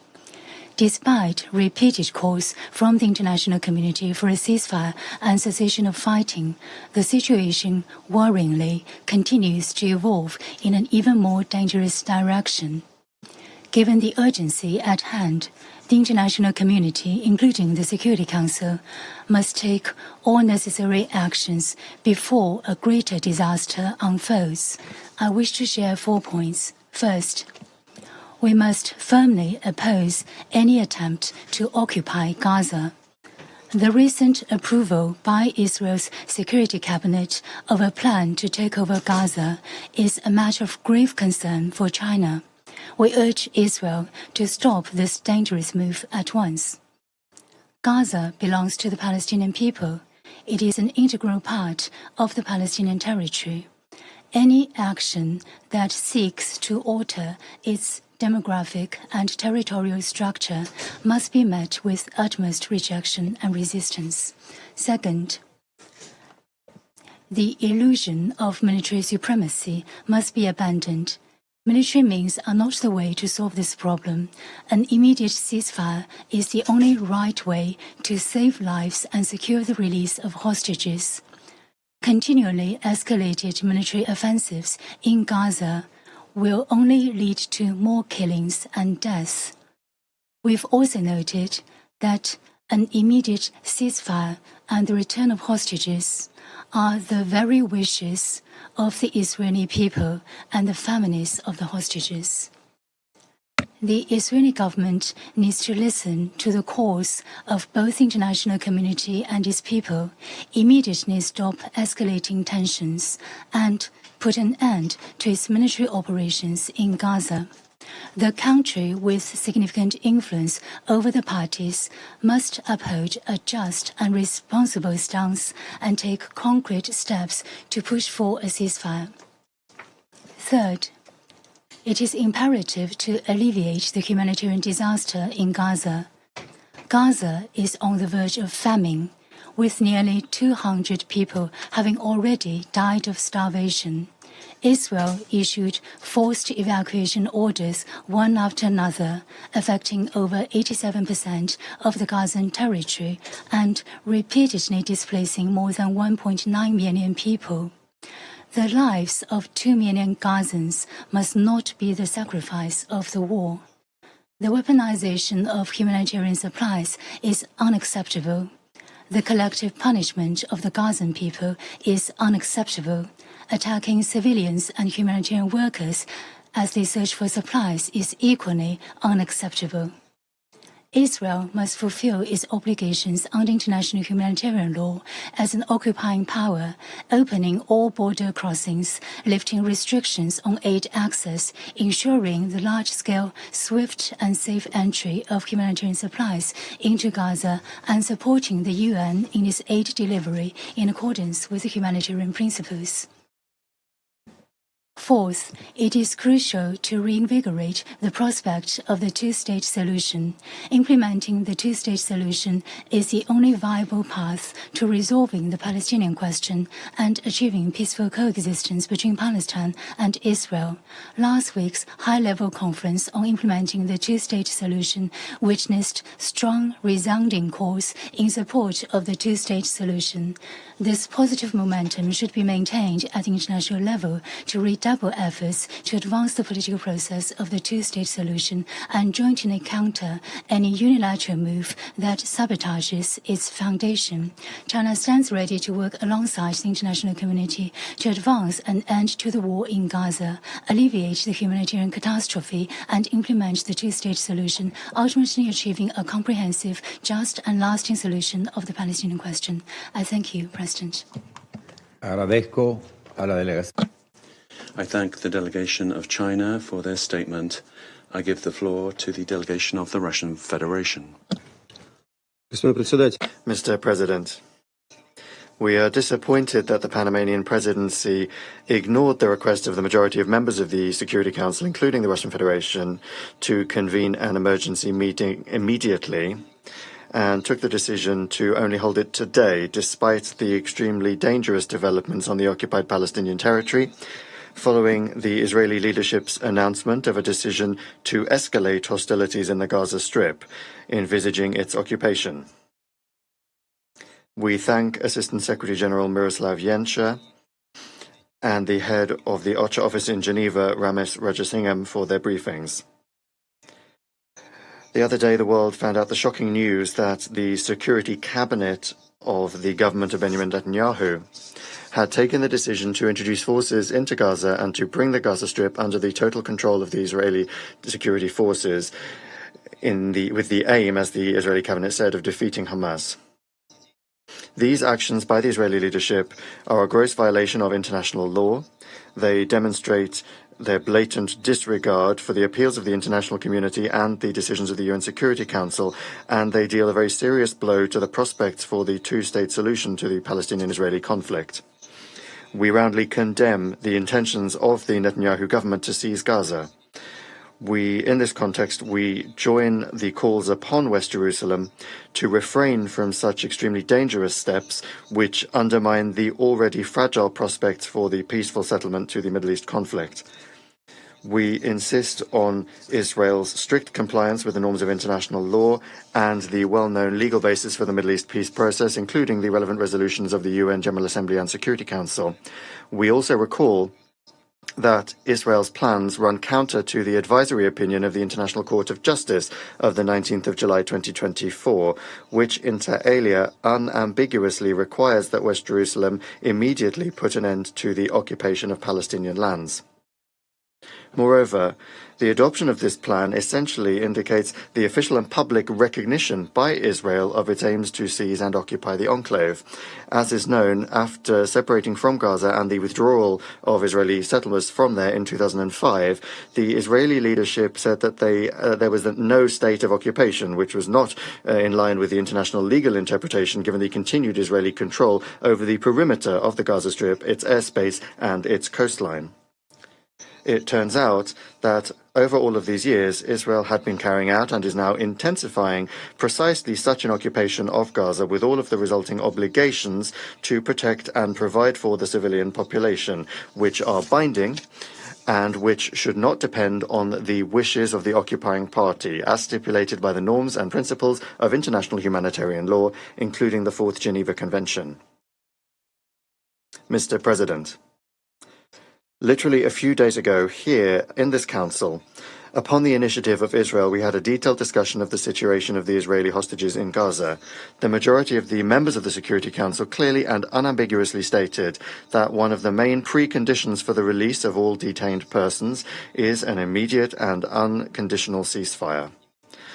It is thanks to pauses in the bloodshed and active diplomacy, rather than the reckless intensification of hostilities, that over the course of 18 months it was possible to get more than 140 people out of the enclave. Unfortunately, West Jerusalem once again has not heeded the appeals of the global majority, nor sensible voices within Israel, nor the relatives and families of the hostages themselves. Instead of a negotiating process, the Israeli authorities have decided to opt for a further escalation of violence, thus jeopardizing the security and lives of the Israeli hostages, who, as we have seen, are in already unbearable conditions that are made worse by the acute shortages of food and water in Gaza. It turns out that the foreign minister of Israel, who was here on the 5th of August, hypocritically shed crocodile tears in this chamber over the fate of the Israeli hostages, and he already knew that the Israeli cabinet would soon take this decision, essentially ruling out the possibility of them returning home alive. By all accounts, Mr. Saar needed to lay the groundwork for it and to put out the image in the media of the solidarity and sympathy of Security Council members so as to then be able to continue killing Palestinians. Such an attempt to manipulate the Security Council for domestic Israeli interests beggars belief, just like how the Jewish people that faced the Holocaust in the Second World War can today put Palestinians in a ghetto and pursue their total destruction. How quickly the lessons of history are forgotten. It is also clear that the implementation of the Israeli leadership's plans to fully clear the enclave would even further complicate the humanitarian situation in Gaza, because essentially they have already announced further mass forced displacements and thus the suffering of the civilian population, further casualties and more bloodshed. Given the way that the conflict in Gaza is unfolding, we have no reason to believe the public statements of the Israeli authorities that they intend to provide the civilian population outside of various hostilities with everything they need. The methods that Israel is using to distribute food are well known. They are inhumane, they contradict the norms of IHL, and they are only leading to civilian deaths. This was, in particular, clearly demonstrated by the activities of the Gaza Humanitarian Foundation, the so-called Gaza Humanitarian Foundation, where more than 1,500 Palestinians have already died in areas where rations are being distributed. We shouldn't forget that the planned displacement of civilians during active hostilities and also the use of hunger as a weapon can be qualified as war crimes and crimes against humanity. Moreover, such actions could fall under Article 2C of the Convention on the Prevention and Punishment of the Crime of Genocide of 1948, which Israel ratified in 1950. Mr. President, in conclusion, I would like to note that the day before yesterday, in an interview with an American television channel, Benjamin Netanyahu spoke about his intention to create an alternative administration in Gaza, which would give Gazans, I quote, a different future. This administration, according to Netanyahu, wouldn't be Palestinian. That, in turn, also contradicts numerous widely accepted international legal understandings about the Gaza Strip as an integral part of a future Palestinian state. For our part, we suggest considering some rhetorical questions. What sort of future can people have under occupation? And what do they have to say to the families of the more than 60,000 dead who no longer have any future? How many more Palestinians need to die before this inhumane slaughter ends? And how much longer can they turn a blind eye to this outrage, those who consistently and comprehensively support Israel and prevent the Security Council from acting? For our part, we consistently and unchangingly have advocated for a diplomatic solution to the Palestinian question on the basis of the two-state for two peoples formula. If implemented, Israel's legitimate security concerns would be satisfied, just as the legitimate aspirations of the Palestinian people to their own state would also be satisfied. The alternative to this is the death of tens of thousands more entirely innocent people, including the Israeli hostages that have been held for almost 2 years. The UN Security Council quite simply must prevent this outcome. I hope that, at long last, Washington will realize this soon.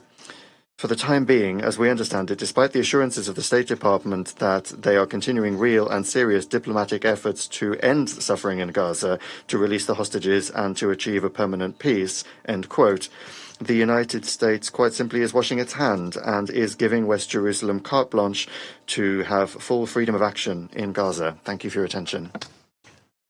Agradezco. I thank the delegation of the Russian Federation for their statement. I will now make a statement in my capacity as representative of Panama. Excellencies, colleagues, Panama thanks the Assistant Secretary General for Europe, Central Asia and the Americas, Mr. Miroslav Jenča, and the head and representative of OCHA in Geneva, Mr. Ramesh Rajasingham, for their valuable presentations, as well as the delegations that requested this emergency meeting in the light of recent events that could further aggravate the devastating situation in the Gaza Strip. We also welcome the presence of the delegations of Israel, Iraq, Kuwait, Senegal, and the Observer State of Palestine. Panama has maintained, and we reiterate today, that it is always better to choose the path of moderation, where dialogue arises and where it can develop, and the path of human dignity as the foundation of coexistence upon which peace must be built. In this context, we view with deep concern, very deep concern, the surprising recent announcements regarding a possible operation to take control of Gaza City, a densely populated center already severely affected by the war, and what's even more troubling, the possible extension of such control to the rest of the Strip. Such action under current conditions would entail incalculable humanitarian risks for hundreds of thousands of Gazan civilians and for the hostages that are still held in captivity, in addition to further deepening the divide and moving the parties further away from the negotiating table. In our view, it's clearly understood that any major use of force must be assessed in the light of its immediate humanitarian consequences, its impact on the prospects for a political solution, and in accordance with obligations under international law, including international humanitarian law. After more than 675 days of conflict, which have left more than 62,000 civilians dead, more than 125,000 wounded, entire populations that have been displaced by force from one end to the other of the Strip, time and again. The scale of destruction in Gaza is catastrophic. Hospitals and schools collapsed. Neighborhoods reduced to rubble. Millions suffering from hunger and thirst, leaving entire generations scarred by violence. This tragic reality shows that the exclusive option of force has not offered a way out of the current war, nor has it resolved the underlying causes that have fueled this conflict for nearly 8 decades. On the contrary, the option of force has reinforced the logic of extremes, feeding a cycle of violence that is blocking any path towards a viable political solution. With the attacks of the 7th of October, Hamas provoked this war, killing and abducting innocent civilians, betting on extremism as its sole and cruel strategy. That is the terrain on which it seeks to sustain itself, because it knows that in war it can prolong its existence and prevent progress towards peace. Precisely for this reason, the narrative of extremes must not be allowed to prevail on the ground. Acting with restraint, the restraint demanded by this current moment, does not amount to weakness in the face of Hamas's cruel extremism. What it would do is project a political will that breaks with the warlike logic that has dominated this crisis, and it would open up a space to protect lives and move towards a sustainable solution. Despite the prolonged stalemate in negotiations, we believe that there is no other path than that of moderation and dialogue, which have already shown concrete, albeit unfortunately temporary, results in favour to the benefit of civilians. We encourage those actors who maintain established communication channels with the parties to redouble their mediation efforts to achieve a sustainable ceasefire, facilitate the immediate, dignified and unconditional release of the hostages, and ensure adequate, safe and continuous access for vital humanitarian assistance. The experience of the days when the truce was in effect, though fragile, showed that it is possible to stop human suffering, to allow unrestricted delivery of vital assistance without restrictions, and to advance in the release of all hostages still held by Hamas, whose actions we once again condemn. Excellencies, the civilian population in Gaza does not need more fire. What it needs is water, medicines, food, and protection. It needs to be freed from fear, violence, death, blood, the tunnels of fear, from torture and from hunger. To this end, different decisions and actions are required, ones that envision political solutions to a stalemate that has prolonged suffering for far too long. Such actions must rely on existing humanitarian mechanisms and on the proven capacity of UN agencies to provide assistance effectively and neutrally. Panama deeply values and supports the work that continues to be done under extremely difficult conditions, United Nations agencies and other humanitarian actors on the ground. We urge that their protection be fully guaranteed, as well as the conditions necessary for them to operate safely, sustainably, and without restrictions. Panama renews its commitment to a political solution that ensures human dignity, peace, and security for both Israelis and Palestinians. Thank you very much. Vuelvo a asumir las funciones de la presidencia del... I now resume my functions as President of the Security Council. I give the floor to the delegation of the Permanent Observer, State of Palestine. Thank you, Mr. President, for convening this meeting based on a request supported by nearly every member of the Security Council to address the grave situation in Gaza and further shocking developments. Allow me also to thank ASG Yancha for his report and also Mr. Raja Singham for his briefing. Mr. President, Israel is killing Palestine in Gaza. That is its objective.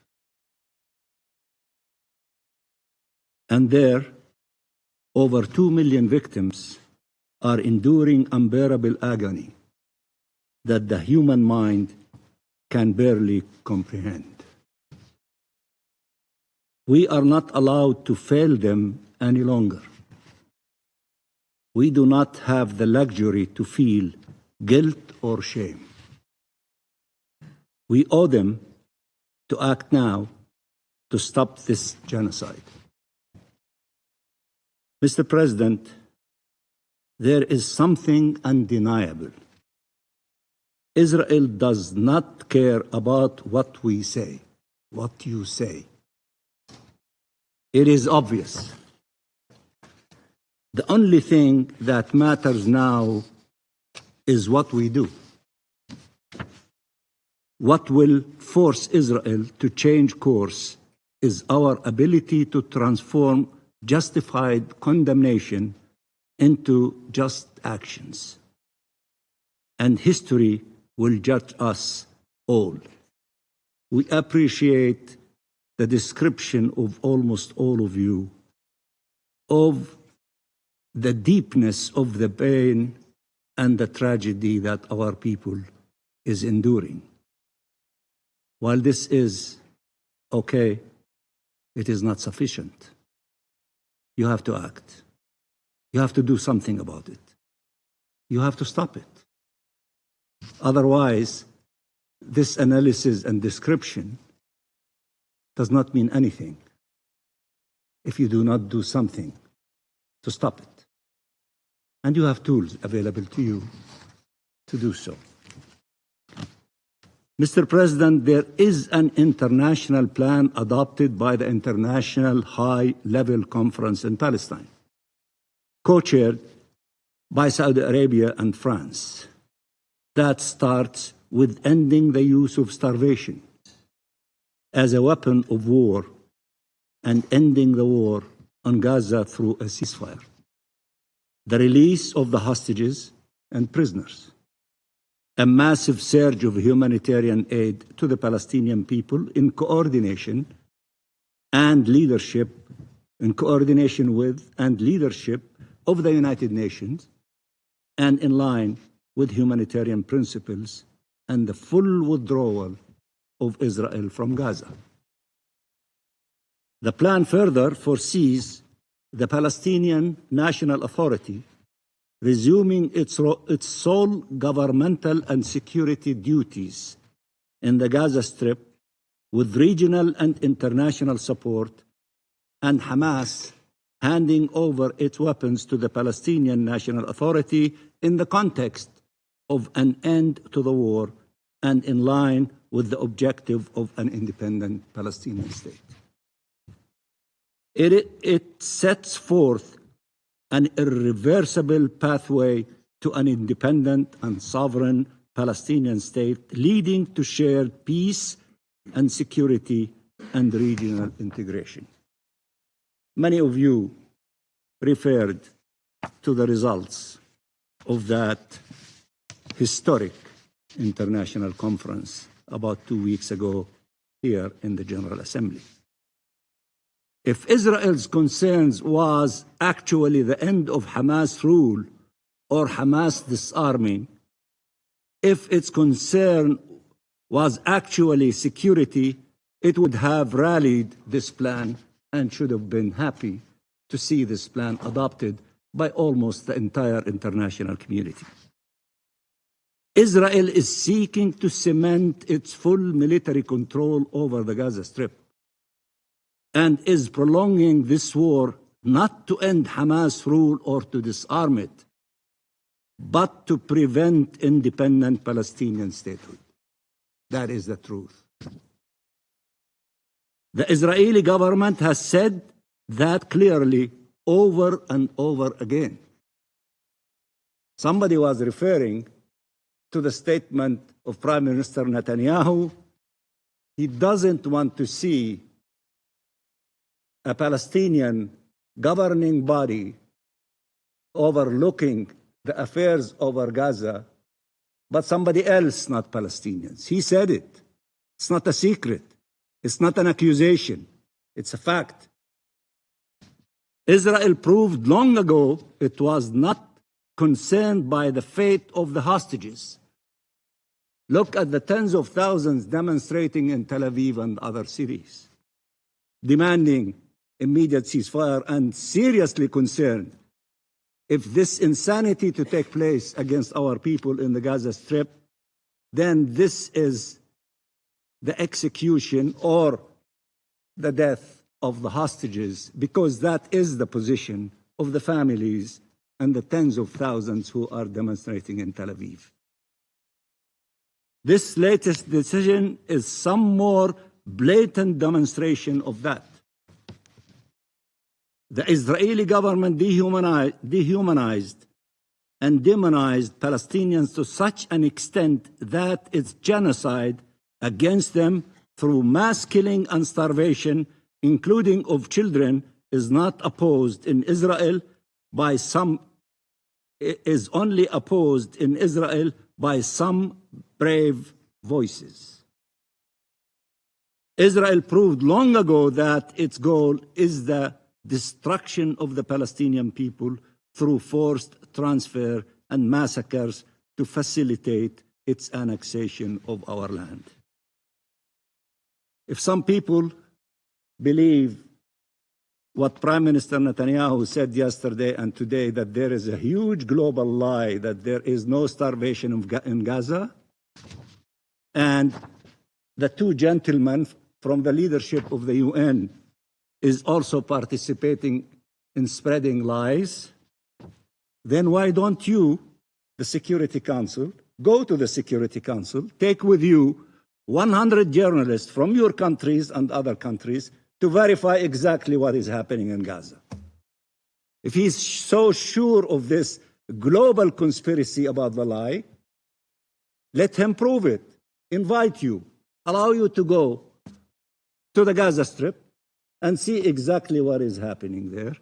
Take journalists with you so that you can verify exactly what is happening in Gaza. Because I think Mr. Netanyahu, in spite of all of the effort that he is putting with his government, he doesn't have credibility. He did not convince almost all of you and tens of countries outside this chamber from his narrative, and the narrative of his government, and the narrative of his foreign minister, who came trying to manipulate a humanitarian story of a captive and the pain of that caused to that family, and he failed in trying to convince you to forget about the pain of the Palestinian people. Such illegal and immoral plans cannot be met with only outrage. That would not be sufficient. They require the mobilization of all the tools available to stop them, and we really appreciate the massive reaction from almost all countries in all corners of the globe, whether Arab and Muslim countries, or European countries, or countries that are sitting around this table, in condemning, as 5 of them stood outside this chamber in a brave way and principled way, not to please anyone, not to reward anyone, but to act on the basis of principles and conviction in condemning this plan by the Israeli government and demanding that they stop this plan, not to allow it to be implemented and to reconsider. Israel proved long ago it does not care about the Charter, international law, or the resolutions of this Council if not accompanied by consequences. These facts have led many to rightly wonder, how on earth is Israel still allowed to sit around this table and in these United Nations? If it was another country, you would have been imposing sanctions long time ago. Mr. President, countries around the world are adopting more and more measures to end any form of complicity and to advance accountability, and we appreciate these efforts. A country like Germany to decide not to send weapons to Israel to kill our people in Gaza, just only to use one example. All states should undertake such steps immediately. Of course, it would be wonderful if you implement your resolutions, and would be excessively wonderful if you adopt additional resolutions with measures. But if these are not possible, Act in your national capacity. You have tools available to you, in addition to the tools available to the Security Council, but you have tools available to you in your national capacity. Many of you are using them. I urge others to use them and to ask others to do many other things, including the recognition of the State of Palestine. All states should undertake such steps immediately, but in the face of such contempt and of 2 million lives being destroyed, of people, children killed, maimed, displaced, starved, humiliated, mutilated, buried alive, burnt alive, abducted, tortured, orphaned, perverted, shattered, torn apart, the measures taken do not match the level of the crimes committed so as to truly deter them. Mr. President, 2 million people continue to endure pain and agony that no human or nation should ever be forced to. They matter. Every single one of them matters, and no one matters more than them. The position of Palestine is unequivocal. We reject all harm to civilians, and our civilians are not less civilians. Their lives are not less worthy. We have never justified and always rejected harming Israeli civilians, killing them or taking them hostage. But we reject any attempt to justify the massacres committed by Israel against Palestinian civilians, or its abduction of thousands of Palestinians, or its starvation policy, or its displacement policy, or its annexation policy. There is no justification whatsoever for such brutality, such impunity. We have called for a ceasefire over and over again, and we were clear that Hamas must work with the mediators to remove any obstacle to excuse that would prolong this war. We appreciate the efforts by Egypt, Qatar, and the United States in this regard. We presented plans and proposals and cooperated with every effort to facilitate an agreement to end the war on our people, while reiterating clearly that the absence of such an agreement in no way allows Israel to pursue its war of atrocities against the Palestinian people, including these plans of trying to expel 1 million people from the Gaza City and to have a number of divisions of the Israeli army to control all corners of the Gaza Strip. Neither a ceasefire agreement was reached, nor the massacres stopped. The devastation of our people, the annihilation of life in Gaza continues as we speak. Therefore, given Netanyahu's insistence to pursue this genocide, to destroy our people through death and displacement, to annex our land, to destroy Palestine, and with it any chance for peace, this Council must act under Chapter 7 to deprive Israel of the means to pursue this war of atrocities. And I appreciate that a number of you refer to that explicitly, and others refer to it by implication. To hold it accountable for its crimes, and to send an immediate international protection force to save the Palestinian people from certain death. There is no doubt that it is Israel's impunity that led to Israel's the Israelis' insanity. And as the world said clearly that nothing that Israel did before the 7th of October could justify harming Israeli civilians on the 7th of October, nothing that Hamas did on the 7th of October can justify harming Palestinian civilians since. As long as Israel is above the law, it will act as an outlaw state.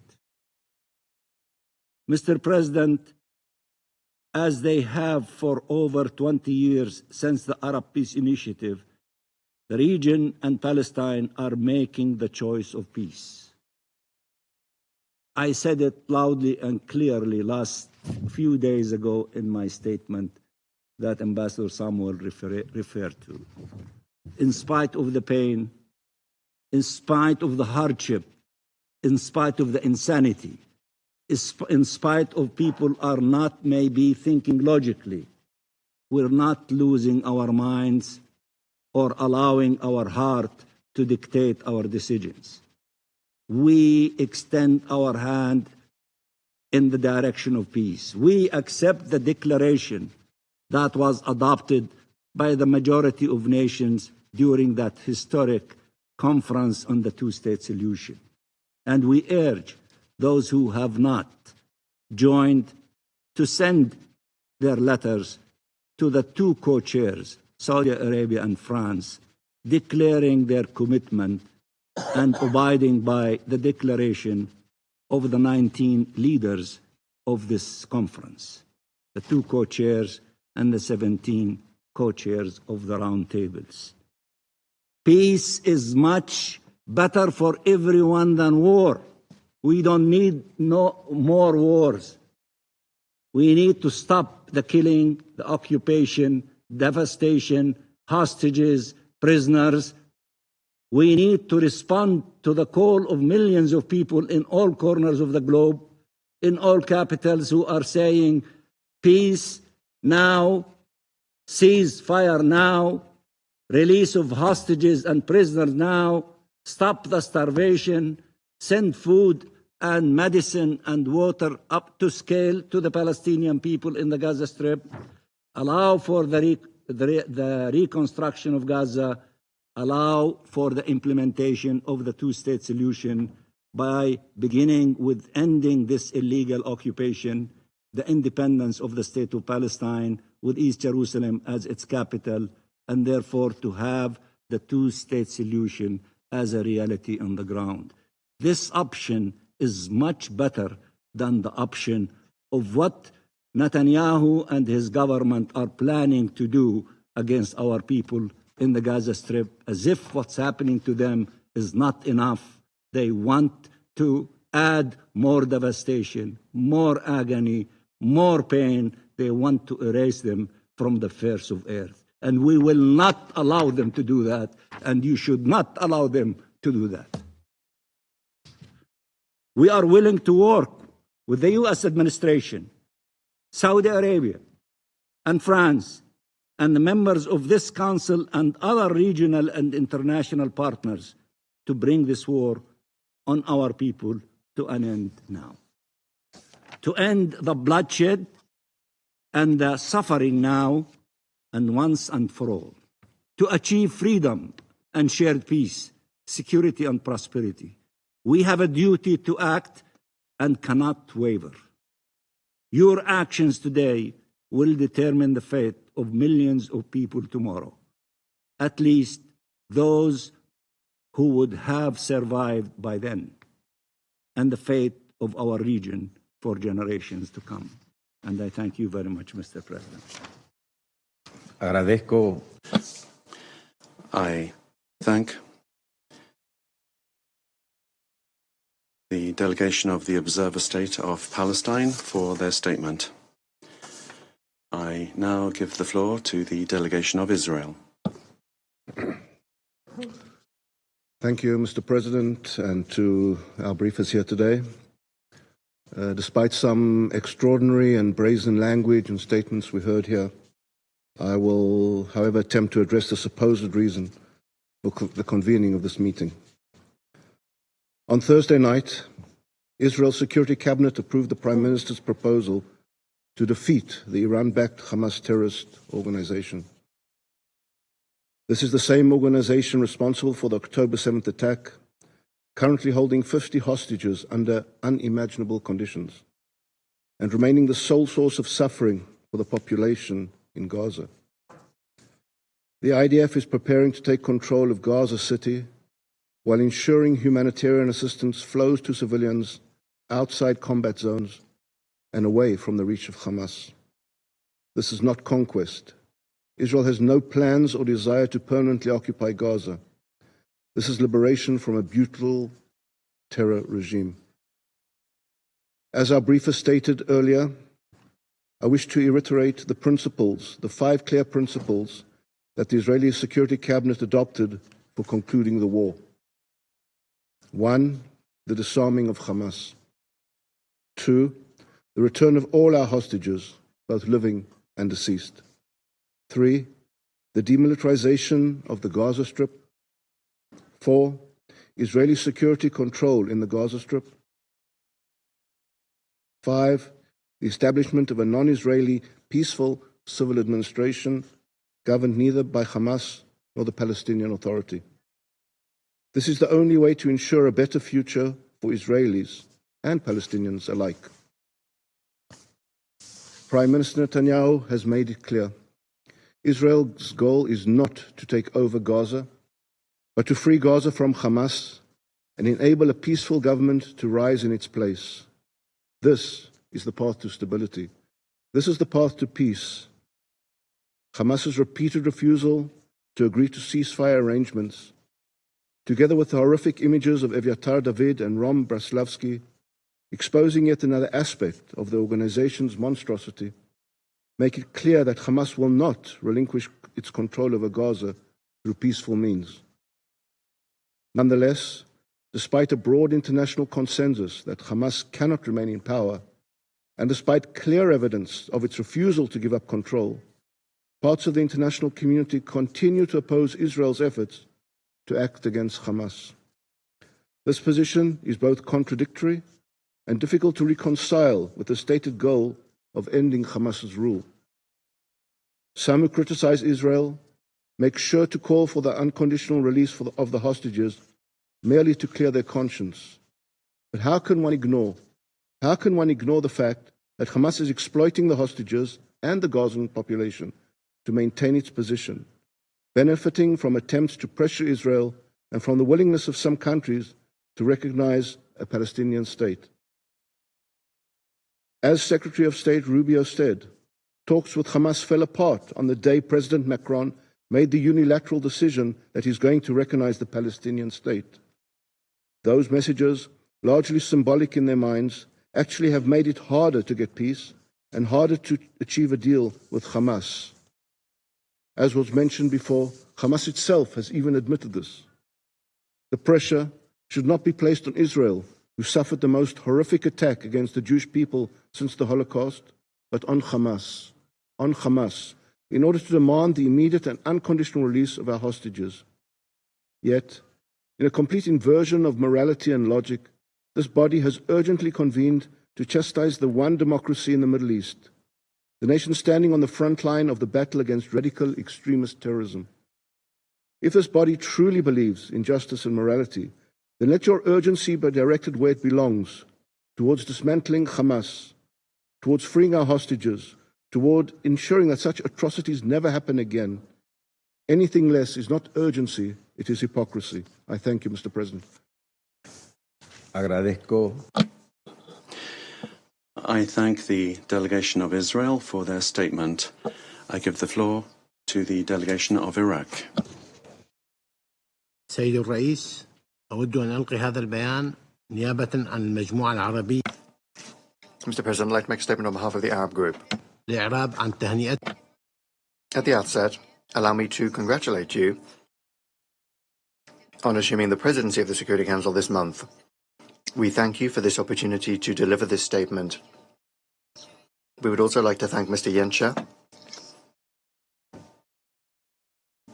and Mr. Rajasingham for their thorough briefings. The Middle East region is at a critical juncture in the context of the terrible and brutal war waged by Israel against the Gaza Strip and the humanitarian tragedy that has resulted from that, and which is worsening the situation for the population of the Gaza Strip, more than 2 million of them, the majority of them women and children. The world is seeing the shocking, striking scenes that are shocking the human conscience, images of civilians that are exhausted by hunger and the blockade, images of those that are being killed as they await a meal to feed their children. Given the serious results of Israeli policy, in the context of those results, the world learned of the dangerous decision taken by the Israeli government to invade the Gaza Strip and to impose full control on it. The Arab group, in the strongest possible terms, condemns the plan adopted by the Israeli cabinet, aiming to consolidate its occupation of the Gaza Strip and to expand its total military control in the Gaza Strip. This is a continuation of flagrant Israeli violations of international law, international humanitarian law, and this clearly undermines the peaceful solution as well as the inalienable right of the Palestinian people to establish an independent state with Jerusalem as capital. The Arab group considers the announcement calling for the imposition of so-called Israeli authority on occupied Jerusalem as a flagrant violation of international law and also a flagrant violation of the relevant resolutions of the Security Council, which affirms that all measures and decisions aiming to legitimize the occupation are null and void, including settlement building activities in the occupied Palestinian territory since 1967. Israel has no sovereignty over the occupied Palestinian territory.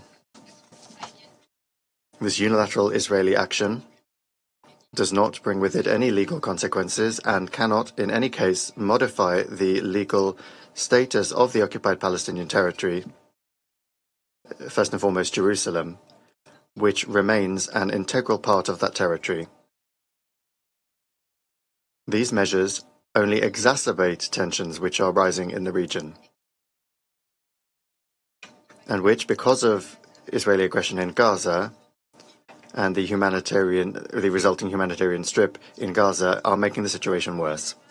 Mr. President, the Arab group condemns civilians in Gaza being exposed to death, hunger, humiliation. We condemn the repeated use by Israel of starvation as a weapon of war and food as a lever to exert pressure.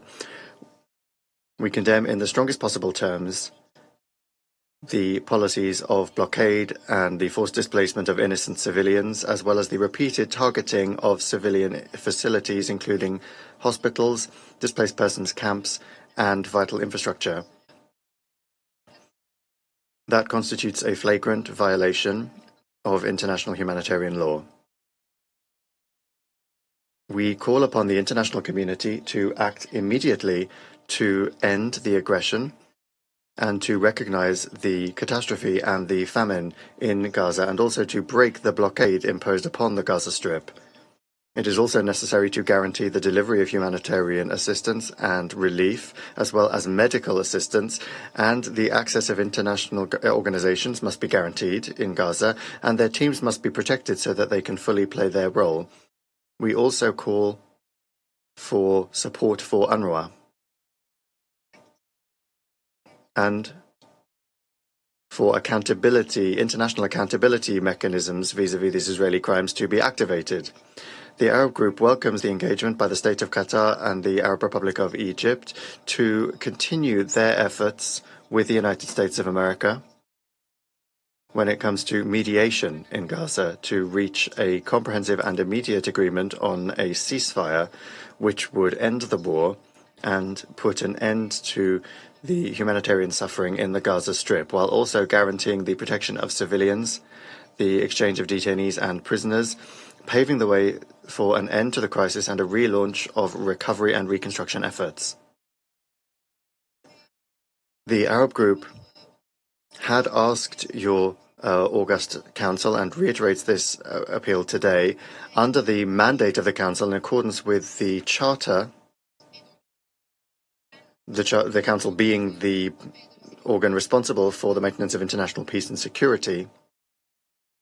We had called upon the Council to adopt a resolution under Chapter 7, which would guarantee that Israel, the occupying power, respected the relevant resolutions of the Council for an immediate ceasefire in Gaza, and to ensure that that effective measures were taken to force Israel to end its illegal occupation of the Palestinian territory and to implement the provisions of the advisory opinion of the ICJ dating the 19th of July 2024. Mr. President, the Arab group categorically rejects attempts to undermine the Ibrahimi Mosque and all holy sites and holy places, both Muslim and Christian, in the occupied Palestinian territory, including the targeting by the occupying forces recently of the Latin Church in Gaza. The Arab group reiterates the need to respect the legal and historic status quo of the Islamic and Christian holy sites in the city of Jerusalem. There is no sovereignty for Israel, the occupying power, over the Palestinian territory and the sites of Palestinian heritage. In that regard as well, the Arab group firmly condemns the incursion by several dozen Israeli settlers led by the Minister of National Security of the occupation government of the terrace of the Al-Aqsa Mosque. We also condemn the Israeli occupation plan to transfer the administration authority of the Ibrahimi Mosque and its control from the Ministry of Religious Affairs, the Palestinian Ministry of Religious Affairs, to the Jewish Religious Council in Kiryat Arba. These measures are flagrant violations of international law and international legitimacy. They are a provocation of the sentiments of Muslims around the world. The Arab group warns that the continuation of those violations would expand the circle of violence in the region. The Arab group calls upon the international community to shoulder its moral and legal responsibility to protect Palestinian holy places and to force the Israeli occupying authorities to end their criminal plans aiming at erasing the identity of the Palestinian people.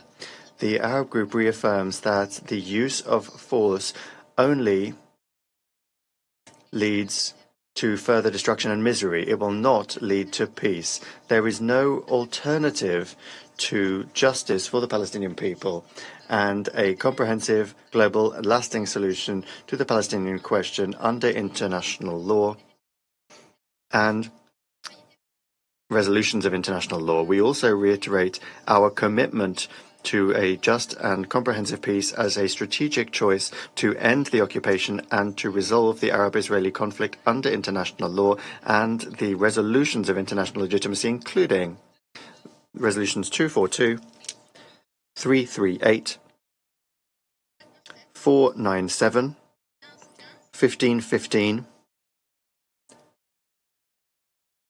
and 2234, but also the Principle of Land for Peace and the Arab Peace Initiative of 2002.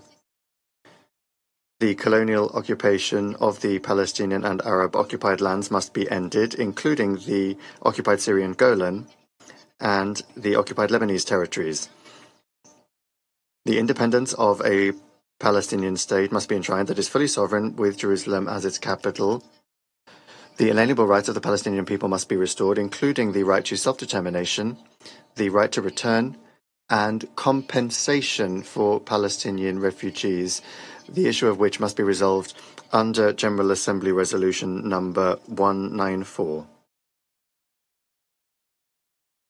In that regard, the International Conference for the Settlement of the Palestinian Question, held last month, co-chaired by the Kingdom of Saudi Arabia and France, reflects a collective will on the part of the international community to effectively and seriously contribute to the peaceful settlement of the Palestinian question in the form of concrete commitments for a comprehensive, just and lasting settlement of this issue,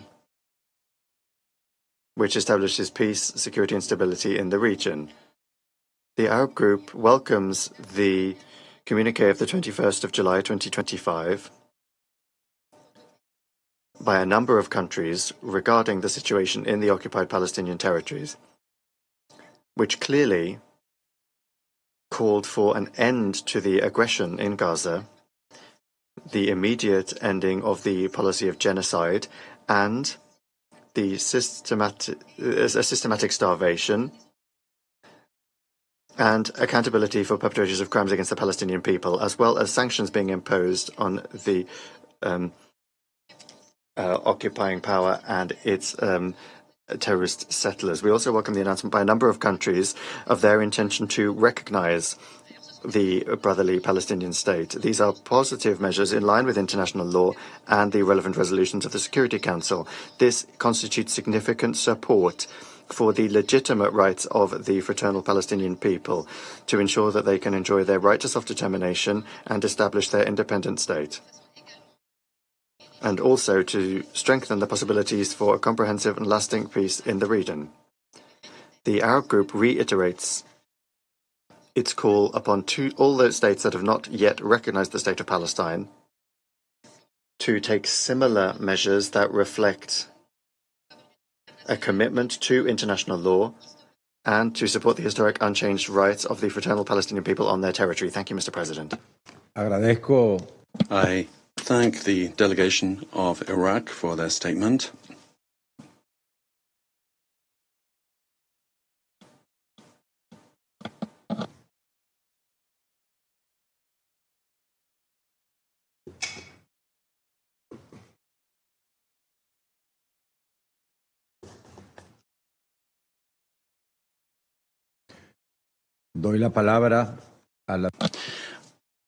I now give the floor to the delegation of Kuwait. Gracias, señor presidente. Y permíteme en primer lugar. Thank you, Mr. President, and allow me to begin by thank you for convening this meeting and congratulate you and your country on assuming the presidency of the Security Council.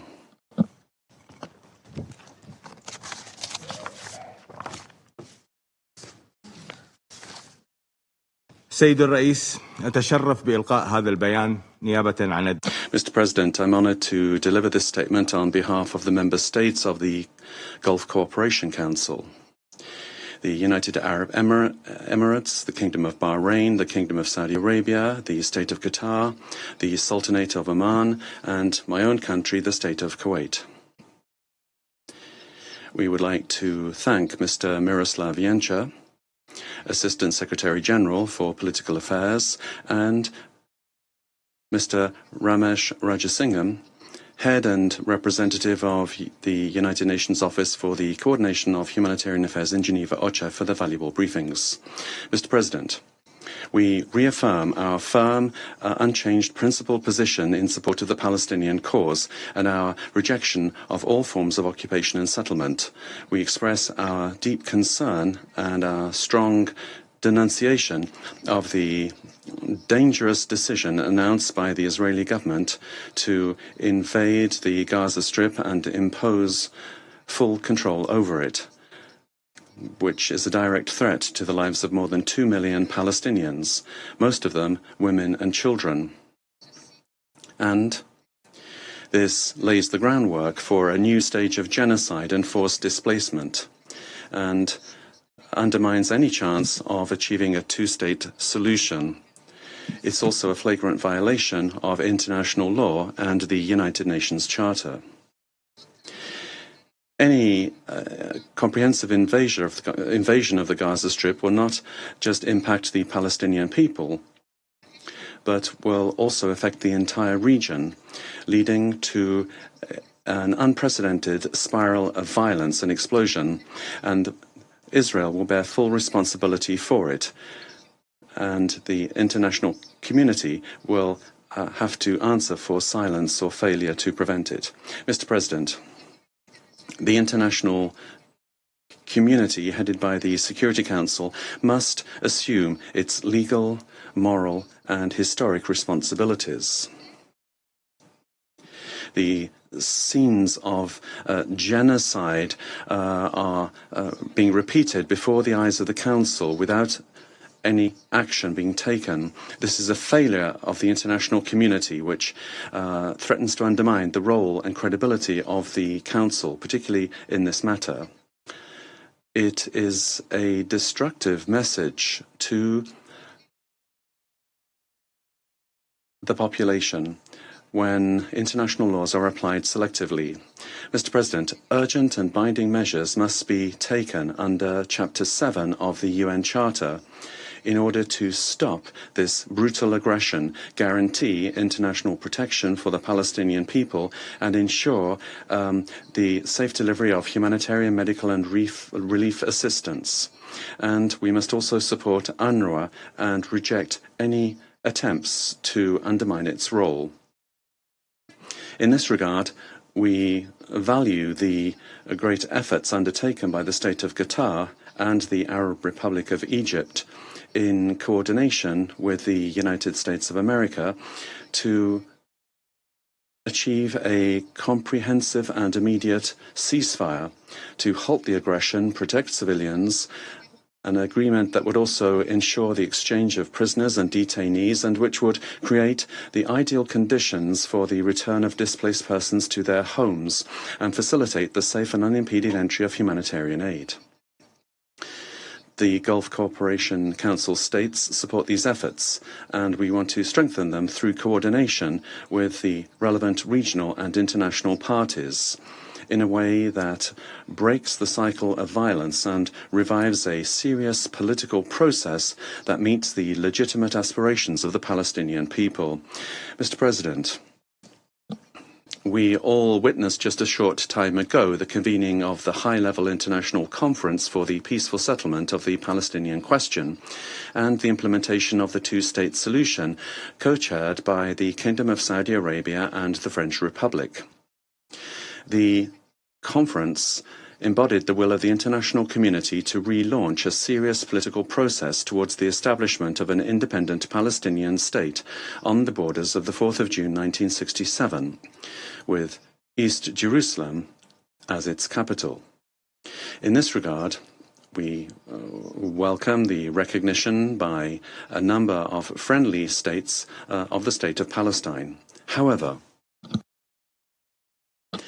Israel, the occupying power, continues its unilateral policies in violation of international law, defying the will of the international community and working against the commitments and efforts that were made during that conference. We condemn the continued Israeli violations in Jerusalem and the West Bank, including colonial settler expansion, and the expulsion and displacement of residents and repeated incursions of holy Islamic and Christian places in order to change the historic legal situation. Any attempt to impose a new colonial reality in Gaza or in the West Bank fully undermines the basis for a two-state solution and turns this international commitment into a political mirage. We warn against the continuation of these policies, which will only further worsen the cycle of violence. Mr. President, the GCC reaffirms that the only path to achieving security and peace in the region is to end the Israeli occupation of the Palestinian and Arab territories and to move towards the independence of a fully sovereign state of Palestine. but also to guarantee, in doing that, guaranteeing the inalienable rights of the Palestinian people, the right to self-determination, return, and to live in dignity on their land, in accordance with relevant Security Council resolutions, in particular resolutions 242, 338, 497, 1515 and 2334.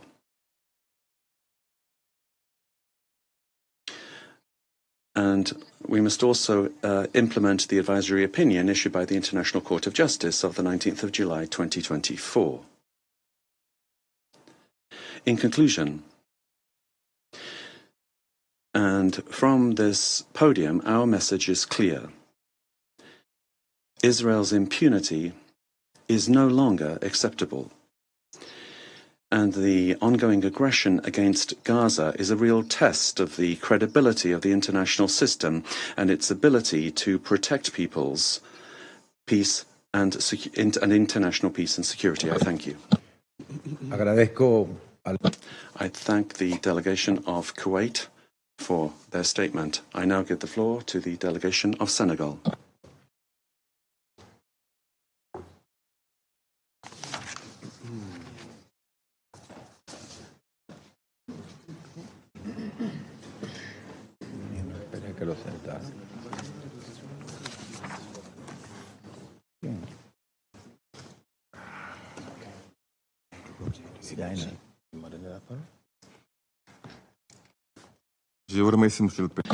Thank you, Mr. President. Mr. President, I take this opportunity to congratulate you and to thank you for allowing my delegation that chairs the Committee on the Inalienable Rights of the Palestinian People to speak before this Council on a matter that no one can any longer ignore, the human tragedy unfolding before our eyes in Gaza. I also commend the insightful statements of Mr. Miroslav Jenka and Mr. Ramesh Rajasingham. Mr. President, ladies and gentlemen, we are indignant at this tragedy. More than 60,000 lives shattered, massive destruction, a population starved, dispossessed, trapped under military attacks that are nothing less than collective punishment, cruel and illegal. Against the Israeli army stand unarmed civilians. We must oppose Israel's destructive force with a credible and unwavering force of law. Following the international conference on the two-state solution, Israel's announcement of the total takeover of Gaza is a blatant violation of international law and a direct challenge to the international community. If the world remains a spectator, we will not only witness an illegal occupation, we will see the erasure of human dignity, the perpetration of a crime of apartheid, and the unfolding of a genocide.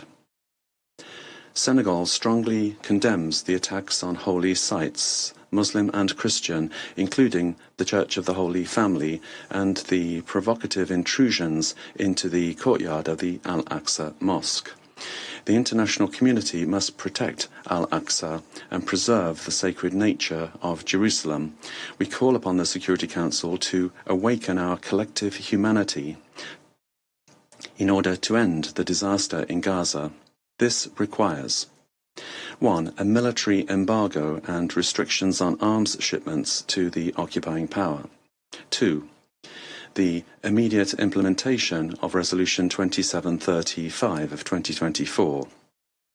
In other words, a lasting ceasefire, release of hostages, and unhindered humanitarian access. And 3. The recognition of the State of Palestine as a full member of the UN and the deployment of an interposition force. Mr. President, ladies and gentlemen, if this complete takeover takes place, impunity will become the rule, and we will have given our backing to one of the worst ethnic cleansings in history. States must act now. They must apply the ICJ's advisory opinions and execute ICC mandates so that perpetrators, accomplices and sponsors are held accountable for their crimes.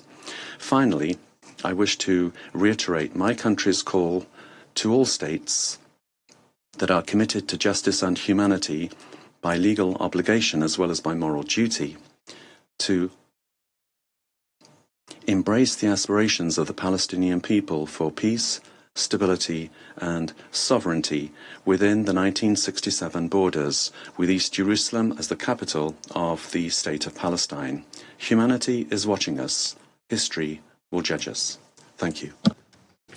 Agradezco. I thank the delegation of Senegal for their statement. There are no more names inscribed on the list of speakers. The meeting is adjourned.